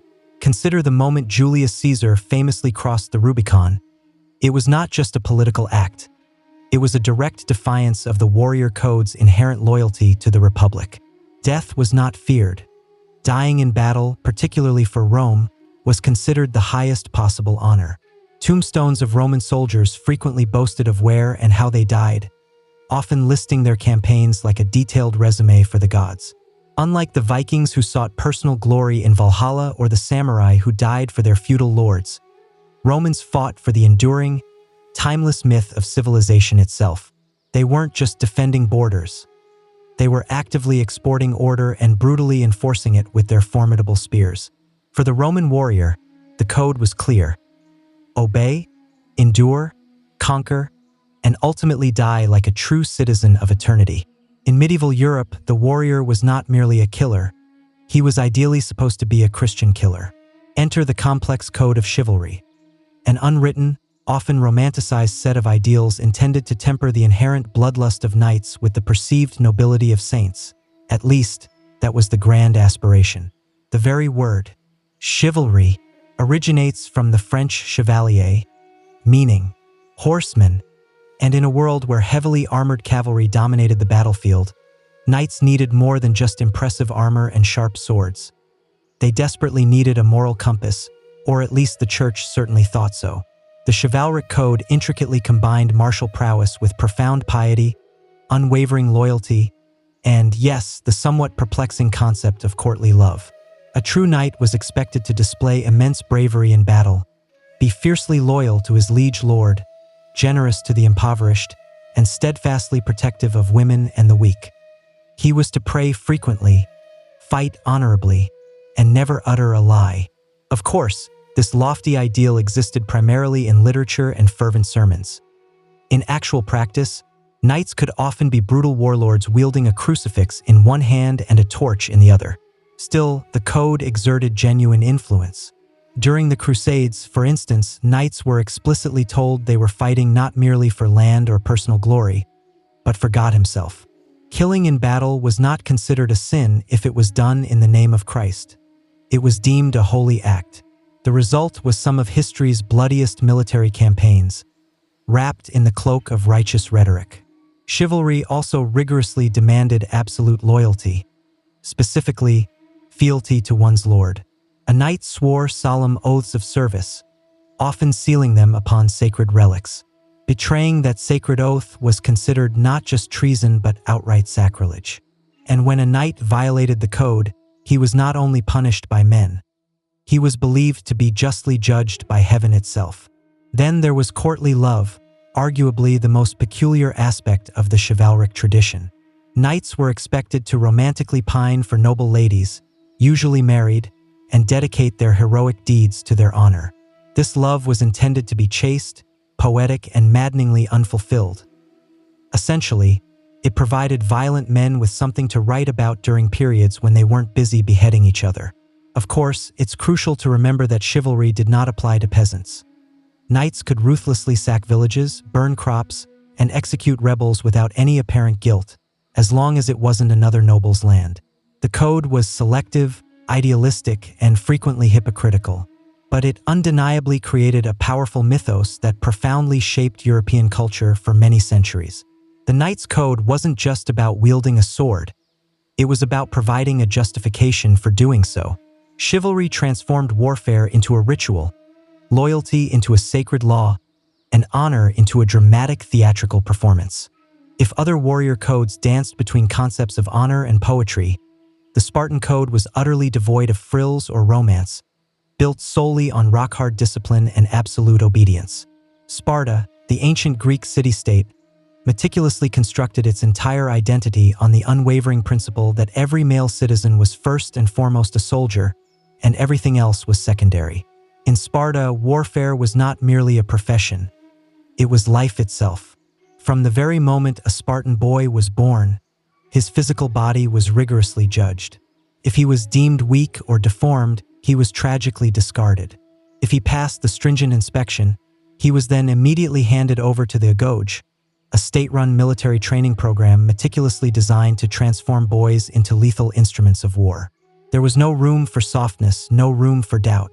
The Agoj rigorously taught them how to fight, how to steal when necessary, how to endure immense pain, and, above all, how to obey without question.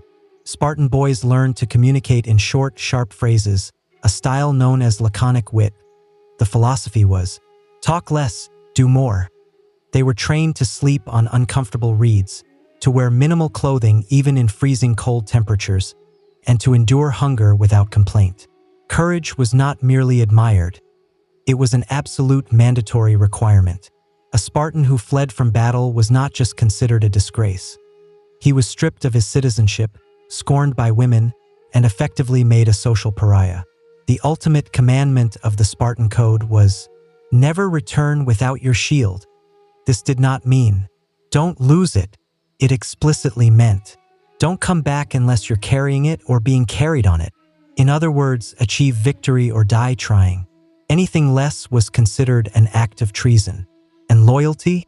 It ran so profoundly deep that Spartan soldiers would rather fall to the last man than break their formation. The phalanx, their tightly packed battle line, demanded that every warrior hold the shield of the man next to him. Breaking formation meant directly exposing your brothers to death. It was not just a tactical failure, it was a profound moral collapse. The Spartan Code also demanded total submission to the state. Spartans were not free in the modern sense. Their entire lives were dictated by unwavering duty to Sparta, to the army, and to the gods of war. Even marriage and family life were secondary. Wives actively encouraged their husbands to die gloriously in battle, and mothers famously told their sons, "Come back with your shield or on it." In Sparta, the individual did not matter. True glory did not come from lone heroism but from seamlessly disappearing into the disciplined machine of war. Their strength resided in unity, their honor in ultimate sacrifice, and for centuries, no one dared to challenge the formidable phalanx, because Spartans didn't just fight like warriors, they truly lived like weapons. If the samurai lived by the principles of honor and the Spartans by unwavering discipline, the Mongol warrior operated by the cold, stark clarity of tangible results. Under the formidable leadership of Genghis Khan, the Mongols forged the largest contiguous empire in recorded history, achieving this not through sheer overwhelming numbers, but through unparalleled speed, precise execution, and a ruthless warrior code that highly valued unwavering loyalty, extreme adaptability, and absolute obedience. At the very heart of this powerful code was an unshakable allegiance to the Khan. Mongol warriors swore deeply personal loyalty to their commander, and violating that sacred bond was utterly unthinkable. Betrayal was punished not merely with death, but with complete obliteration. Genghis Khan made it unequivocally clear: absolute loyalty ensured survival, while any act of disobedience guaranteed extinction. Mongol discipline was not cultivated in settled cities. It was brutally forged on the harsh, unforgiving steppes of Central Asia. Nomadic life demanded immense toughness from a very young age. Mongol boys learned to expertly ride horses, skillfully shoot bows, and tirelessly survive with minimal supplies. A Mongol warrior could sustain himself for days without a fire, subsist on dried meat and fermented milk, and accurately shoot with deadly precision while galloping at full speed. That was not merely a skill, it was a fundamental cultural expectation. The Mongols did not believe in pursuing individual glory. They functioned as a single, cohesive, rapidly moving organism. Every warrior was expected to meticulously follow the yasa, a codified set of laws directly attributed to Genghis Khan. These laws strongly emphasized strict military discipline, genuine meritocracy, and severe punishment. Looting without explicit permission? Executed. Disobeying orders? Executed. Displaying cowardice in battle? You guessed it, executed. But they were not mindless brutes. The Mongol code notably emphasized sophisticated strategy over chaotic brute force. They mastered psychological warfare, frequently feigning retreat only to ambush pursuing enemies. They strategically spared cities that surrendered promptly and utterly annihilated those that resisted, thereby sending a brutal, undeniable message to others. Merit also played a crucial role. Unlike many medieval systems where noble birth was paramount, Mongol officers were promoted strictly based on proven skill and unwavering loyalty, not on their bloodlines. If a peasant demonstrated exceptional prowess on the battlefield, he could rapidly rise through the military ranks. In this unique way, the Mongol code was surprisingly progressive for its era, fundamentally rewarding competence over inherited class. Perhaps the most terrifying aspect of their ethos was their profound detachment. Mongol warriors viewed warfare not as a moral conflict but as an inherent inevitability. Death was not personal. It was simply a tool. They did not seek honor like the chivalrous knights or spiritual purification like the samurai. They relentlessly sought victory, and they almost invariably achieved it. The Mongol code was not romantic. It was incredibly efficient, highly mobile, and utterly devastating. It shaped warriors not from noble marble or inspiring myth, but from raw blood, solid bone, and unyielding resolve. The formidable warriors of the Zulu kingdom were not simply forged in myth. They were rigorously trained by the harsh realities of fire and sweat, and under the revolutionary leadership of a man named Shaka Zulu. In the early 19th century, Shaka profoundly transformed a fragmented cluster of clans into a highly disciplined, intensely militarized force that sent shockwaves throughout southern Africa. At the very core of this transformation was a revolutionary warrior code rooted deeply in unity, unwavering courage, and absolute loyalty to the king. Shaka introduced truly radical changes to traditional Zulu warfare and, indeed, to the very essence of Zulu identity. He replaced the traditional long throwing spear with the Iklewa, a short, heavy stabbing spear ideally suited for brutal close combat. He mandated the widespread use of large, distinctive cowhide shields and meticulously organized his warriors into tightly knit regiments called impi, with each unit living, training, and marching together as a cohesive family unit. But this was not merely tactical innovation.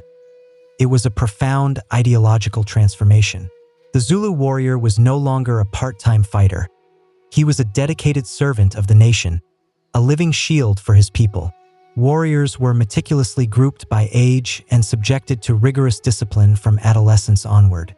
They were expressly forbidden from marrying until they had unequivocally proven their bravery and skill in battle, a deliberate strategy to inextricably link honor to service. The warrior did not fight for individual glory, but for the collective survival and strategic expansion of the entire Zulu people. Their bond was considered sacred, and their battle formation was designed to be utterly unbreakable. Cowardice was simply not an option. To turn one's back on the enemy or to break ranks during a charge was considered a stain far worse than death itself. Those who fled were publicly executed. Conversely, those who stood firm were celebrated, often with promotions, gifts of cattle, and increased prestige. Bravery was the ultimate currency of masculinity, and warriors were expected to give everything, including their very lives, without any hesitation. Loyalty to the king was absolute. Shaka ruled with a potent combination of charisma and strategic terror, and his warriors revered him almost like a deity. Disobedience was met with swift, and often fatal, punishment, but in return, the king meticulously cared for his impi, offering them food, protection, and recognition for their valor. Zulu warfare emphasized not only physical strength but also shrewd psychological tactics.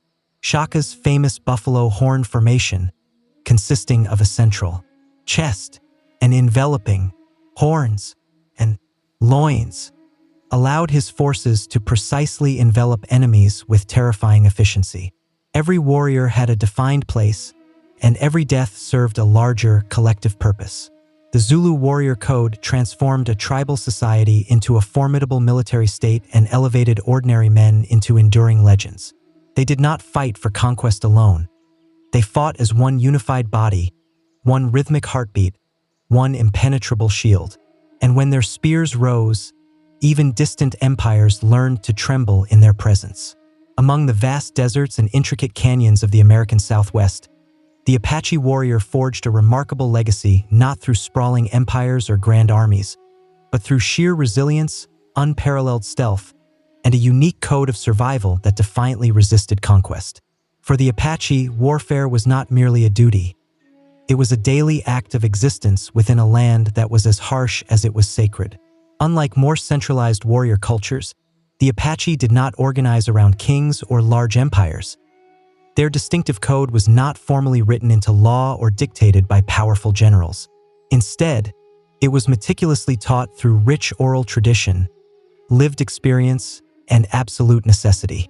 In a world increasingly surrounded by hostile tribes, rapidly expanding settlers, and relentless U.S. military campaigns, Apache warriors developed a combat philosophy fundamentally built on exceptional mobility, precise execution, and incredible endurance. At the very core of the Apache code was rigorous self-discipline. Boys were trained from an early age to stoically endure pain, hunger, thirst, and prolonged periods of silence. Running long distances barefoot, bathing in icy rivers, and extended fasting were all essential rites of passage. A true warrior required more than just a strong arm. He needed an iron will. He had to interpret the land like an open book, track enemies by the subtlest broken twigs, and disappear into rocky cliffs without a sound. Silence was considered a paramount virtue, while boasting was explicitly frowned upon. Actions spoke louder than words, and warriors who performed bravely in battle often received no outward reward, only the quiet, profound respect of the tribe. Stealth and cunning were prized just as highly as overt bravery. The Apache did not view ambushes or swift hit-and-run tactics as dishonorable. They considered them intelligent and effective. Loyalty to one's specific band and immediate family was considered sacred. The Apache did not fight for territorial conquest. They fought primarily for protection.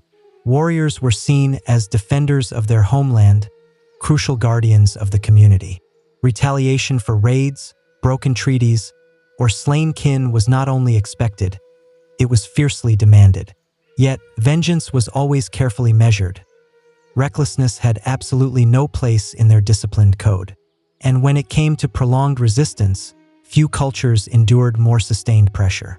Leaders like Geronimo became enduring symbols of unbroken defiance, leading relentless guerrilla campaigns against overwhelming odds. Even when captured, exiled, or imprisoned, many Apache warriors steadfastly refused to surrender spiritually. Their deeply ingrained code had no room for submission. To the outside world, the Apache were often unfairly labeled as savages, but within their own rich culture, the warrior was a vital keeper of balance. Calm in voice, sharp in eye, and deadly in motion. They were not chasing fleeting glory. They were meticulously working to keep their world intact, one silent, resolute step at a time. In the heart of 17th century India, amidst the fierce clash of empires and the oppressive weight of religious persecution, emerged a warrior brotherhood unlike any other. The Khalsa, known as the Saint Soldiers of Sikhism. Formed by Guru Gobind Singh in 1699, the Khalsa was not merely a formidable fighting force. It represented a profound moral revolution cloaked in armor, driven by a unique code that seamlessly combined deep spiritual devotion with fearless resistance. The Sikh warrior code was revolutionary in two significant ways. First, it was fundamentally egalitarian. The Khalsa explicitly rejected the prevailing notions of caste, wealth, and inherited lineage. Every member adopted the same last name, Singh, meaning lion, as a powerful symbol to erase all social divisions. They fought not for territorial conquest, but for justice, for the unwavering protection of the oppressed, regardless of their religion or origin. Second, it demanded unshakable, rigorous discipline. Upon their initiation, Khalsa warriors vowed to uphold righteousness, never to cut their hair, never to engage in intoxication, and never to harm the defenseless. They bore 5 distinct symbols, collectively known as the 5 Ks. Kesh, uncut hair; Kara, an iron bracelet; Kanga, a wooden comb; Kachera, shorts; and Kirpan, a ceremonial sword. Each of these symbols carried profound spiritual meaning, but the Kirpan especially signified the sacred duty to stand resolutely against tyranny. The code was built around the core concept of Miri Pyri, representing a harmonious balance of temporal power and profound spiritual wisdom. A Khalsa warrior was not merely a fighter. He was expected to meditate deeply, serve others selflessly, and remain humble even in the midst of battle. Warfare was considered a last resort, never to be driven by personal ego or vengeful impulses, but only undertaken to courageously defend righteousness. Fighting was not about unbridled rage. It was about profound responsibility. Khalsa warriors bravely stood against the mighty Mughal Empire, often significantly outnumbered but never outwilled. Their battle cry was not merely a slogan. It was a powerful declaration of their divine purpose. Betrayal of the sacred code was rare, because it was intrinsically tied to one's very identity. To be Khalsa was not just a title. It was a solemn vow, a sacred pact of unwavering courage, selfless service, and ultimate self-sacrifice. The Sikh warrior did not fight for fleeting glory, new lands, or an expanding empire. He fought because it was his inherent divine duty. And in doing so, the Khalsa forged a lasting legacy of fearless equality that continues to inspire warriors of conscience to this very day. Long before the first illicit bottle was smashed or the first hidden speakeasy opened its clandestine doors, America was already deeply engaged in a protracted war against alcohol. By the late 1800s, the country's complicated relationship with drinking had spiraled significantly out of control. Alcohol wasn't just a casual pastime. It had become a daily fixture in many lives. Saloons were not merely places to drink. They served as political clubs, gambling dens, and even brothels. Public drunkenness was widespread, and numerous social reformers vehemently pointed to alcohol as the primary root cause of domestic violence, rampant poverty, and moral decay. Enter the powerful temperance movement, a broad coalition of fervent activists, influential church leaders, and zealous political crusaders who perceived alcohol not as a personal vice, but as a dire national crisis. One of the most vocal proponents came from the Women's Christian Temperance Union, whose members actively marched, picketed, and prayed outside saloons, earnestly urging men to abandon their drinking habits for the sake of their families. They were joined by the highly effective Anti-Saloon League, a group that did not merely protest. They actively engaged in politics, and they played to win. The Anti-Saloon League grasped a critical truth. Laws change when you change the lawmakers. So they lobbied intensely, targeting local, state, and federal elections to get dry candidates into office. By the early 1900s, they had constructed an astonishingly effective political machine. They relentlessly pressured politicians, generously funded campaigns, and utilized pervasive propaganda to depict alcohol as a fundamental threat to the American way of life. However, there was more than just morality driving the movement. There was also underlying fear and a strong sense of nationalism. Immigrant communities, particularly Germans, Irish, and Italians, were often stereotypically associated with heavy drinking.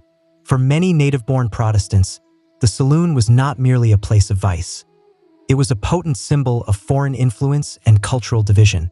As World War I erupted, anti-German sentiment surged across the nation, and beer, heavily associated with German-American brewers, became a convenient target of patriotic disdain. The stage was now set. On January 16, 1919, the 18th Amendment was finally ratified, officially banning the manufacture, sale, and transportation of intoxicating liquors throughout the United States. The following year, the Volstead Act was passed to rigorously enforce it. America was now officially dry.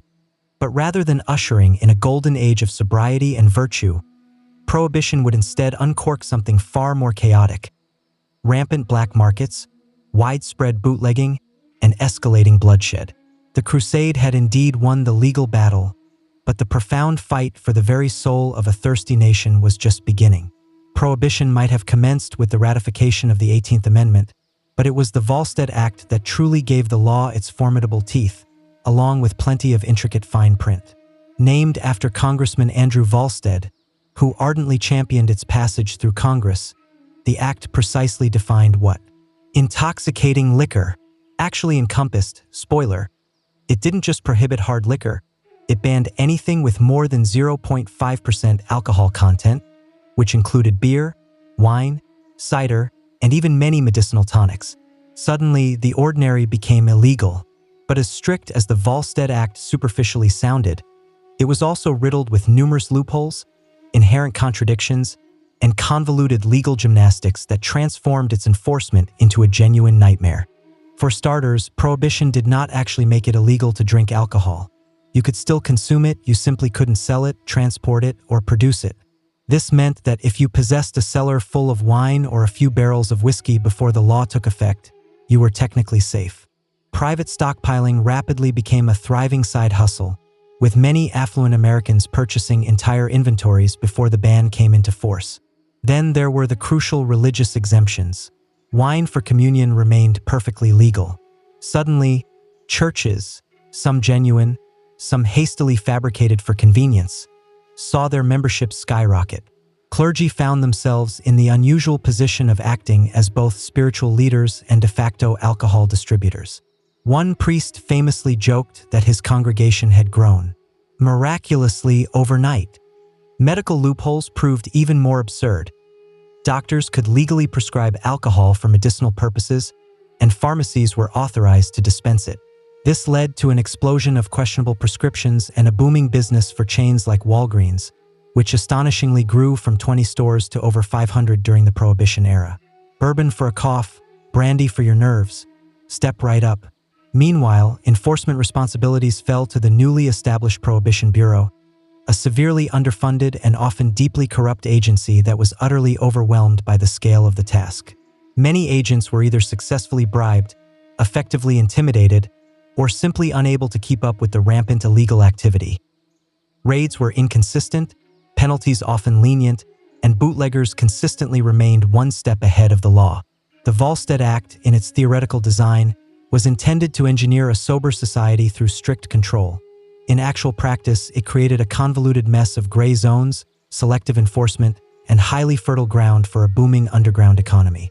As the Volstead Act took full effect and legal alcohol vanished from store shelves, something else began to thrive in the shadows: the speakeasy. These illicit bars and nightclubs rapidly sprang up in basements, hidden back rooms, and behind disguised sliding walls in cities all across America. The term, speakeasy, originated from patrons being instructed to speak quietly about the establishment's location, because if the wrong person overheard, the party might abruptly end in a police raid. But these raids, which were rarely successful, often meant that speakeasies weren't just hidden. They were frequently protected by a web of corruption. By the mid-1920s, there were tens of thousands of speakeasies operating in New York City alone. Many openly operated in plain sight, successfully bribing local officials and police officers to look the other way. A raid might occur for mere show, but behind the scenes, cash quickly changed hands and doors reopened within hours. Inside, the atmosphere was electric. Vibrant jazz bands played wild, improvised music, and women in stylish flapper dresses drank alongside men in tuxedos. For the very first time, extensive social mixing became an integral part of the drinking culture. Speakeasies effectively broke down numerous societal barriers between different classes, between races, and between genders. In many urban speakeasies, white patrons openly danced to black music, and women freely smoked, drank, and flirted openly. It was rebellious, undeniably glamorous, and intoxicating in every possible sense. But the actual alcohol? It was often of questionable quality at best and dangerously lethal at worst. With legal distilleries shut down, bootleggers began illicitly manufacturing alcohol in hidden labs and makeshift bathtubs. This bathtub gin was frequently crude, entirely unregulated, and often dangerously spiked with hazardous chemicals to stretch the supply. Blindness and even fatal poisoning were not uncommon occurrences. Still, the public demand was so overwhelmingly high that people were willing to take the immense risks. Speakeasies were more than just illicit bars. They became powerful symbols of widespread defiance. They represented the undeniable failure of Prohibition to eradicate America's deep-seated love affair with alcohol. The harder the government attempted to enforce the ban, the more the public creatively found ways around it. Hidden compartments, secret passwords, and false storefronts. Prohibition transformed ordinary citizens into everyday outlaws. In the process, urban nightlife dramatically transformed, jazz culture exploded into prominence, fashion underwent significant changes, and even slang evolved with terms like juice joint, giggle water, and bootleg becoming part of everyday speech. The speakeasy wasn't simply a workaround. It was a cultural revolution in disguise. Prohibition had aimed to make America sober and righteous. Instead, it made the country sneakier, bolder, and infinitely more rebellious. As Prohibition forced alcohol underground, organized crime aggressively stepped into the spotlight, armed, ambitious, and eager to supply what the government had strictly banned. With alcohol becoming illegal and public demand skyrocketing, a lucrative black market economy was born, and at its very heart were the ruthless gangsters who expertly transformed alcohol into a billion-dollar enterprise. Nowhere was this profound transformation more visibly apparent than in Chicago, where Al Capone became the infamous face of the Prohibition underworld. Capone was not merely a common thug.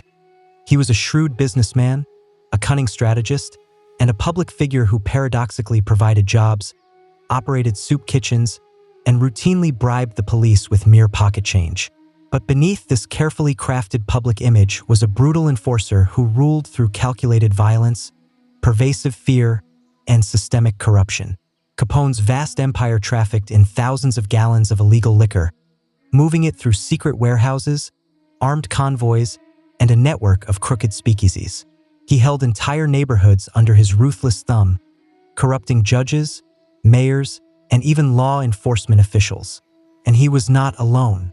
Across the entire country, cities like New York, Detroit, and Kansas City witnessed the dramatic rise of other powerful bootleg kings.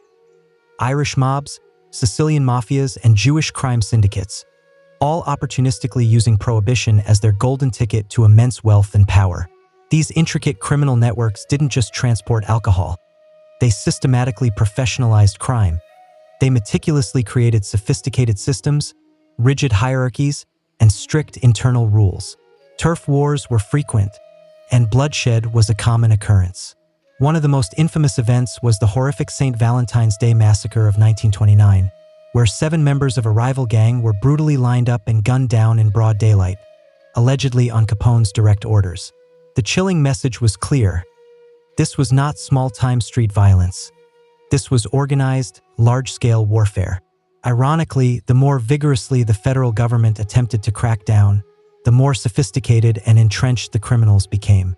Smugglers utilized fast boats along the coasts and cars specifically modified with hidden compartments inland. Some even constructed elaborate tunnels under the US-Canada border to covertly ferry in whiskey from Montreal. Others leveraged insiders at distilleries still legally producing medicinal or industrial alcohol, which was then illicitly repurposed into bootleg spirits. Public sentiment began to decisively shift. People questioned a law that seemed to generate more crime than it prevented. What had begun as a moral crusade was now directly enabling the rise of powerful criminal empires, far more influential and violent than anything the country had ever witnessed. While bootleggers and gangsters flourished in dark alleys and secret warehouses, the federal government struggled desperately to maintain control. Enter the Prohibition agents, or as they became known, the G-men, specifically tasked with enforcing the Volstead Act. These men were meant to be America's moral guardians, tirelessly hunting down illegal liquor and attempting to restore order to a nation that seemed to have gone rogue. But there was one significant problem. Almost everything was stacked against them. When Prohibition first began, fewer than 1,500 federal agents were assigned to enforce it nationwide. That translates to approximately one agent for every 70,000 people. These agents were poorly trained, woefully underpaid, and utterly overwhelmed by the scale of the task. And it didn't take long for widespread corruption to seep in. With gangsters offering bribes that far exceeded a government paycheck, many agents either looked the other way or actively participated in the very crimes they were hired to stop. Still, not all G-men were corrupt. Some, like the famous Elliot Ness, gained national recognition for their unwavering dedication. Ness led a team famously dubbed the Untouchables, known for their steadfast refusal to accept bribes and their relentless pursuit of Al Capone's vast criminal empire. They systematically smashed illicit stills, raided hidden warehouses, and valiantly attempted to bring order to lawless Chicago. However, even Ness couldn't ultimately bring Capone down solely through Prohibition law. That challenging job eventually fell to the IRS, who successfully prosecuted him for tax evasion, not bootlegging. Most enforcement efforts were clumsy at best and dangerously inefficient at worst. Raids were often tipped off in advance, innocent people were sometimes caught in the ensuing chaos, and the black market simply continued to adapt and evolve. Bootleggers became masters of deception, constantly changing their routes, cleverly disguising shipments, and creating intricate networks that moved faster than the law could follow. The government even took a darker turn. In a desperate attempt to deter people from drinking industrial alcohol repurposed for bootlegging, federal officials ordered it poisoned. Thousands were sickened, and hundreds tragically died. The press harshly labeled it government murder. Public opinion, already negative, turned even more bitter. All of these factors contributed to a growing national sentiment that Prohibition was fundamentally unenforceable and, worse, inherently unjust. Law-abiding citizens were transformed into criminals overnight, while genuine criminals became incredibly rich, powerful, and seemingly untouchable. While bootleggers and gangsters thrived in hidden alleys and secret warehouses, American culture simultaneously underwent its own profound revolution. Prohibition didn't merely alter the law. It fundamentally changed the nation's overall vibe, and within that chaotic, intoxicating space, new voices emerged, new rhythms exploded, and a new kind of American identity took shape. At the very heart of this transformation were women. The very movement that had propelled Prohibition, led in large part by women's groups, had unintentionally opened a crucial cultural door that they could no longer close. With the 19th Amendment granting women the right to vote just before Prohibition began, women suddenly possessed more political power, greater visibility, and significantly more freedom to redefine their roles within society. In the roaring cities, the iconic image of the flapper was born. She smoked, she drank, she cut her hair short, danced publicly, wore scandalous dresses that revealed ankles and knees, and boldly rejected the quiet submissiveness expected of previous generations. She wasn't simply breaking established social norms. She was actively obliterating them. And where did she go to express all this burgeoning rebellion? The speakeasy, of course. Inside, women and men freely mingled. For many, this was the very first time they could socialize as equals, sharing drinks and dancing shoulder to shoulder. The rigid rules of Victorian etiquette melted away under the vibrant energy of swing music and the wail of saxophones. This was the Jazz Age, a profound cultural eruption that irrevocably changed American music forever. Jazz originated in black communities in New Orleans but spread through Prohibition like an unstoppable wildfire. It was loud, wildly improvisational, and unapologetically modern. Clubs like the famous Cotton Club in Harlem attracted white patrons eager to hear black musicians such as Duke Ellington and Louis Armstrong, even as racial segregation remained rigidly enforced outside the club doors. Alongside the explosion of music, Prohibition also inspired a significant literary boom. Writers like F. Scott Fitzgerald masterfully captured the decadence, disillusionment, and booze-soaked chaos of the 1920s. The very concept of the American dream was being rewritten in real time, often with gin on the rocks. Even fashion underwent a dramatic shift. Clothing became less restrictive, hairstyles grew shorter, and societal morals became notably looser. What had begun as a movement to purify society accidentally sparked a generation of people determined to break every conceivable rule. Prohibition did not purify culture. It unleashed it. In the vacuum created by repression, art, expression, and widespread rebellion vigorously thrived. As the 1920s transitioned into the 1930s, the United States was struck by a seismic event that shook every corner of society: the devastating Great Depression.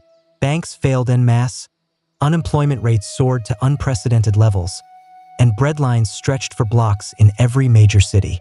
Amidst this deepening desperation, the grand moral crusade of Prohibition began to appear less like a virtue and more like a luxury the country simply could no longer afford. Suddenly, the idea of banning alcohol wasn't just inconvenient. It was proving to be economically devastating. Legalizing alcohol once more presented the tangible prospect of creating much-needed jobs, generating crucial tax revenue, and offering significant economic relief.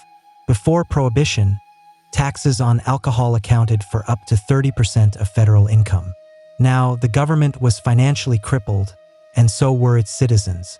Repeal began to make more and more sense, not only to the general public but also to a growing number of politicians.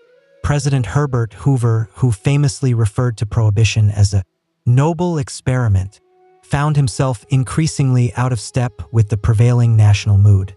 By the time Franklin D. Roosevelt campaigned for the presidency in 1932, he openly supported repeal as a key component of his New Deal platform. His decisive victory marked a significant turning point, not just politically but culturally. Americans were unequivocally ready to drink legally again. The final blow came with the ratification of the 21st Amendment in December 1933, which officially repealed the 18th Amendment. For the very first time in U.S. history, a constitutional amendment was erased by another. Champagne corks loudly popped from coast to coast, bars triumphantly reopened, and breweries quickly retooled their operations. A great sigh of collective relief swept the nation, not only because alcohol was once again legal, but because a long national contradiction had finally come to an end. However, the damage inflicted by Prohibition was already profoundly done. The vast black market that Prohibition had so effectively created did not simply disappear overnight. Organized crime had grown too powerful, too wealthy, and too deeply embedded in urban power structures to simply walk away from its lucrative enterprises. Gangsters who had once run extensive bootlegging operations seamlessly transitioned into gambling, prostitution, and drug trafficking. The federal government had, in essence, created a monster, and dismantling it would require decades of sustained effort. Culturally, the era left behind both lasting scars and compelling legends. Speakeasies, jazz, flappers, and iconic gangsters became an indelible part of the American mythos. Prohibition had failed miserably in its core mission to sober the nation, but it profoundly succeeded in entirely reshaping it. Even long after the final cork was popped on Prohibition's official end in 1933, its profound legacy did not simply vanish. The significant social, political, and criminal consequences of the era persisted, and in many ways, they still subtly echo through various aspects of American life today. The most obvious and immediate impact was that organized crime did not disappear. It cleverly adapted. The vast bootlegging empires meticulously constructed during Prohibition directly gave rise to the sophisticated modern mafia syndicates we know today.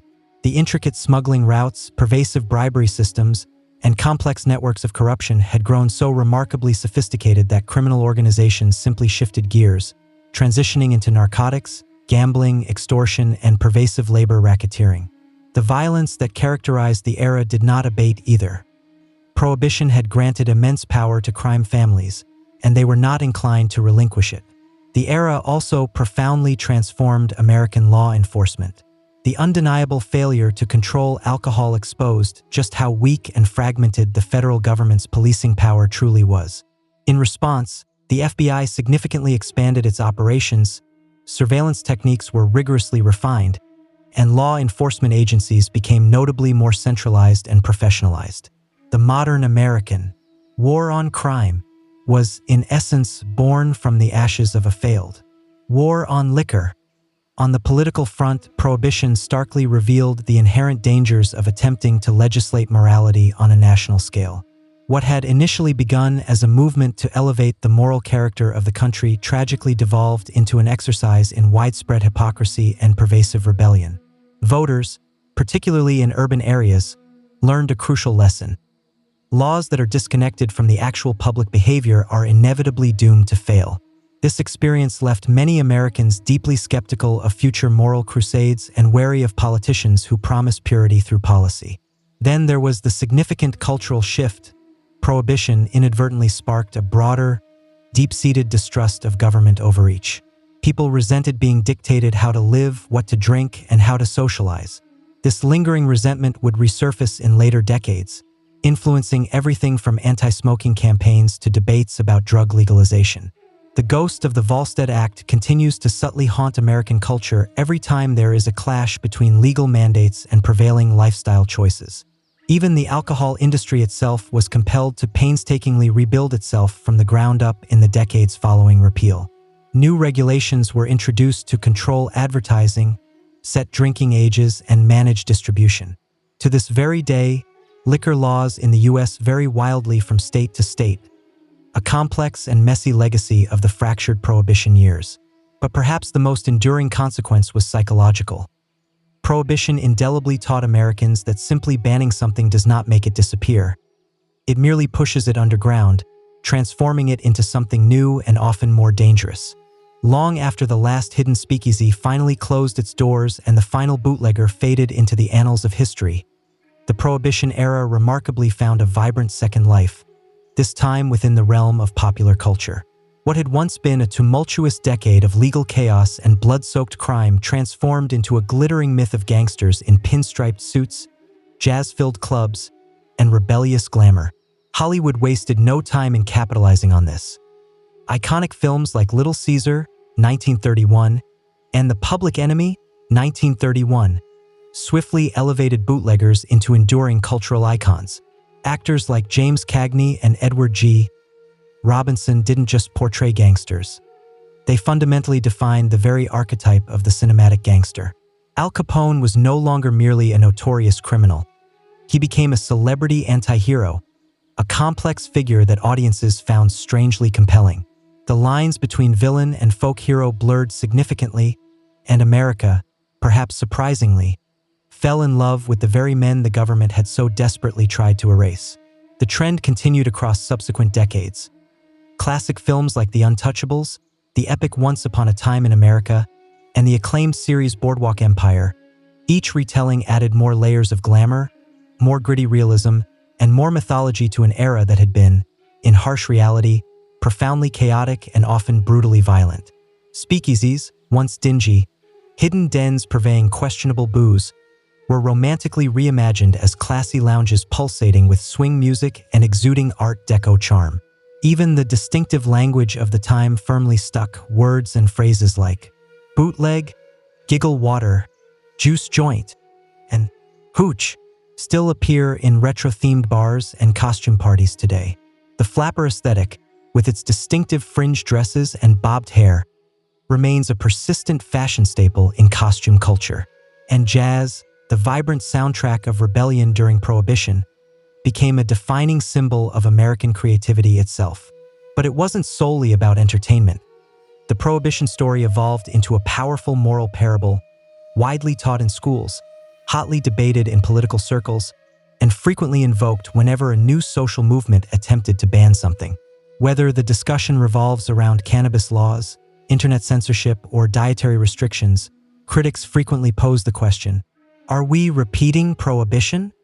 It also significantly fueled the enduring American fascination with the outlaw hero, the compelling idea that when laws go too far, it's not just acceptable to break them, it's considered an act of patriotism. This powerful mindset, deeply rooted in Prohibition's rebellious speakeasy culture, continues to shape societal attitudes toward authority and acts of rebellion. In the end, Prohibition failed in its overarching mission to make America sober, but it profoundly succeeded in making it legendary. It transformed into a compelling story not just about law and order, but about resistance, cultural evolution, and the enduring power of unintended consequences.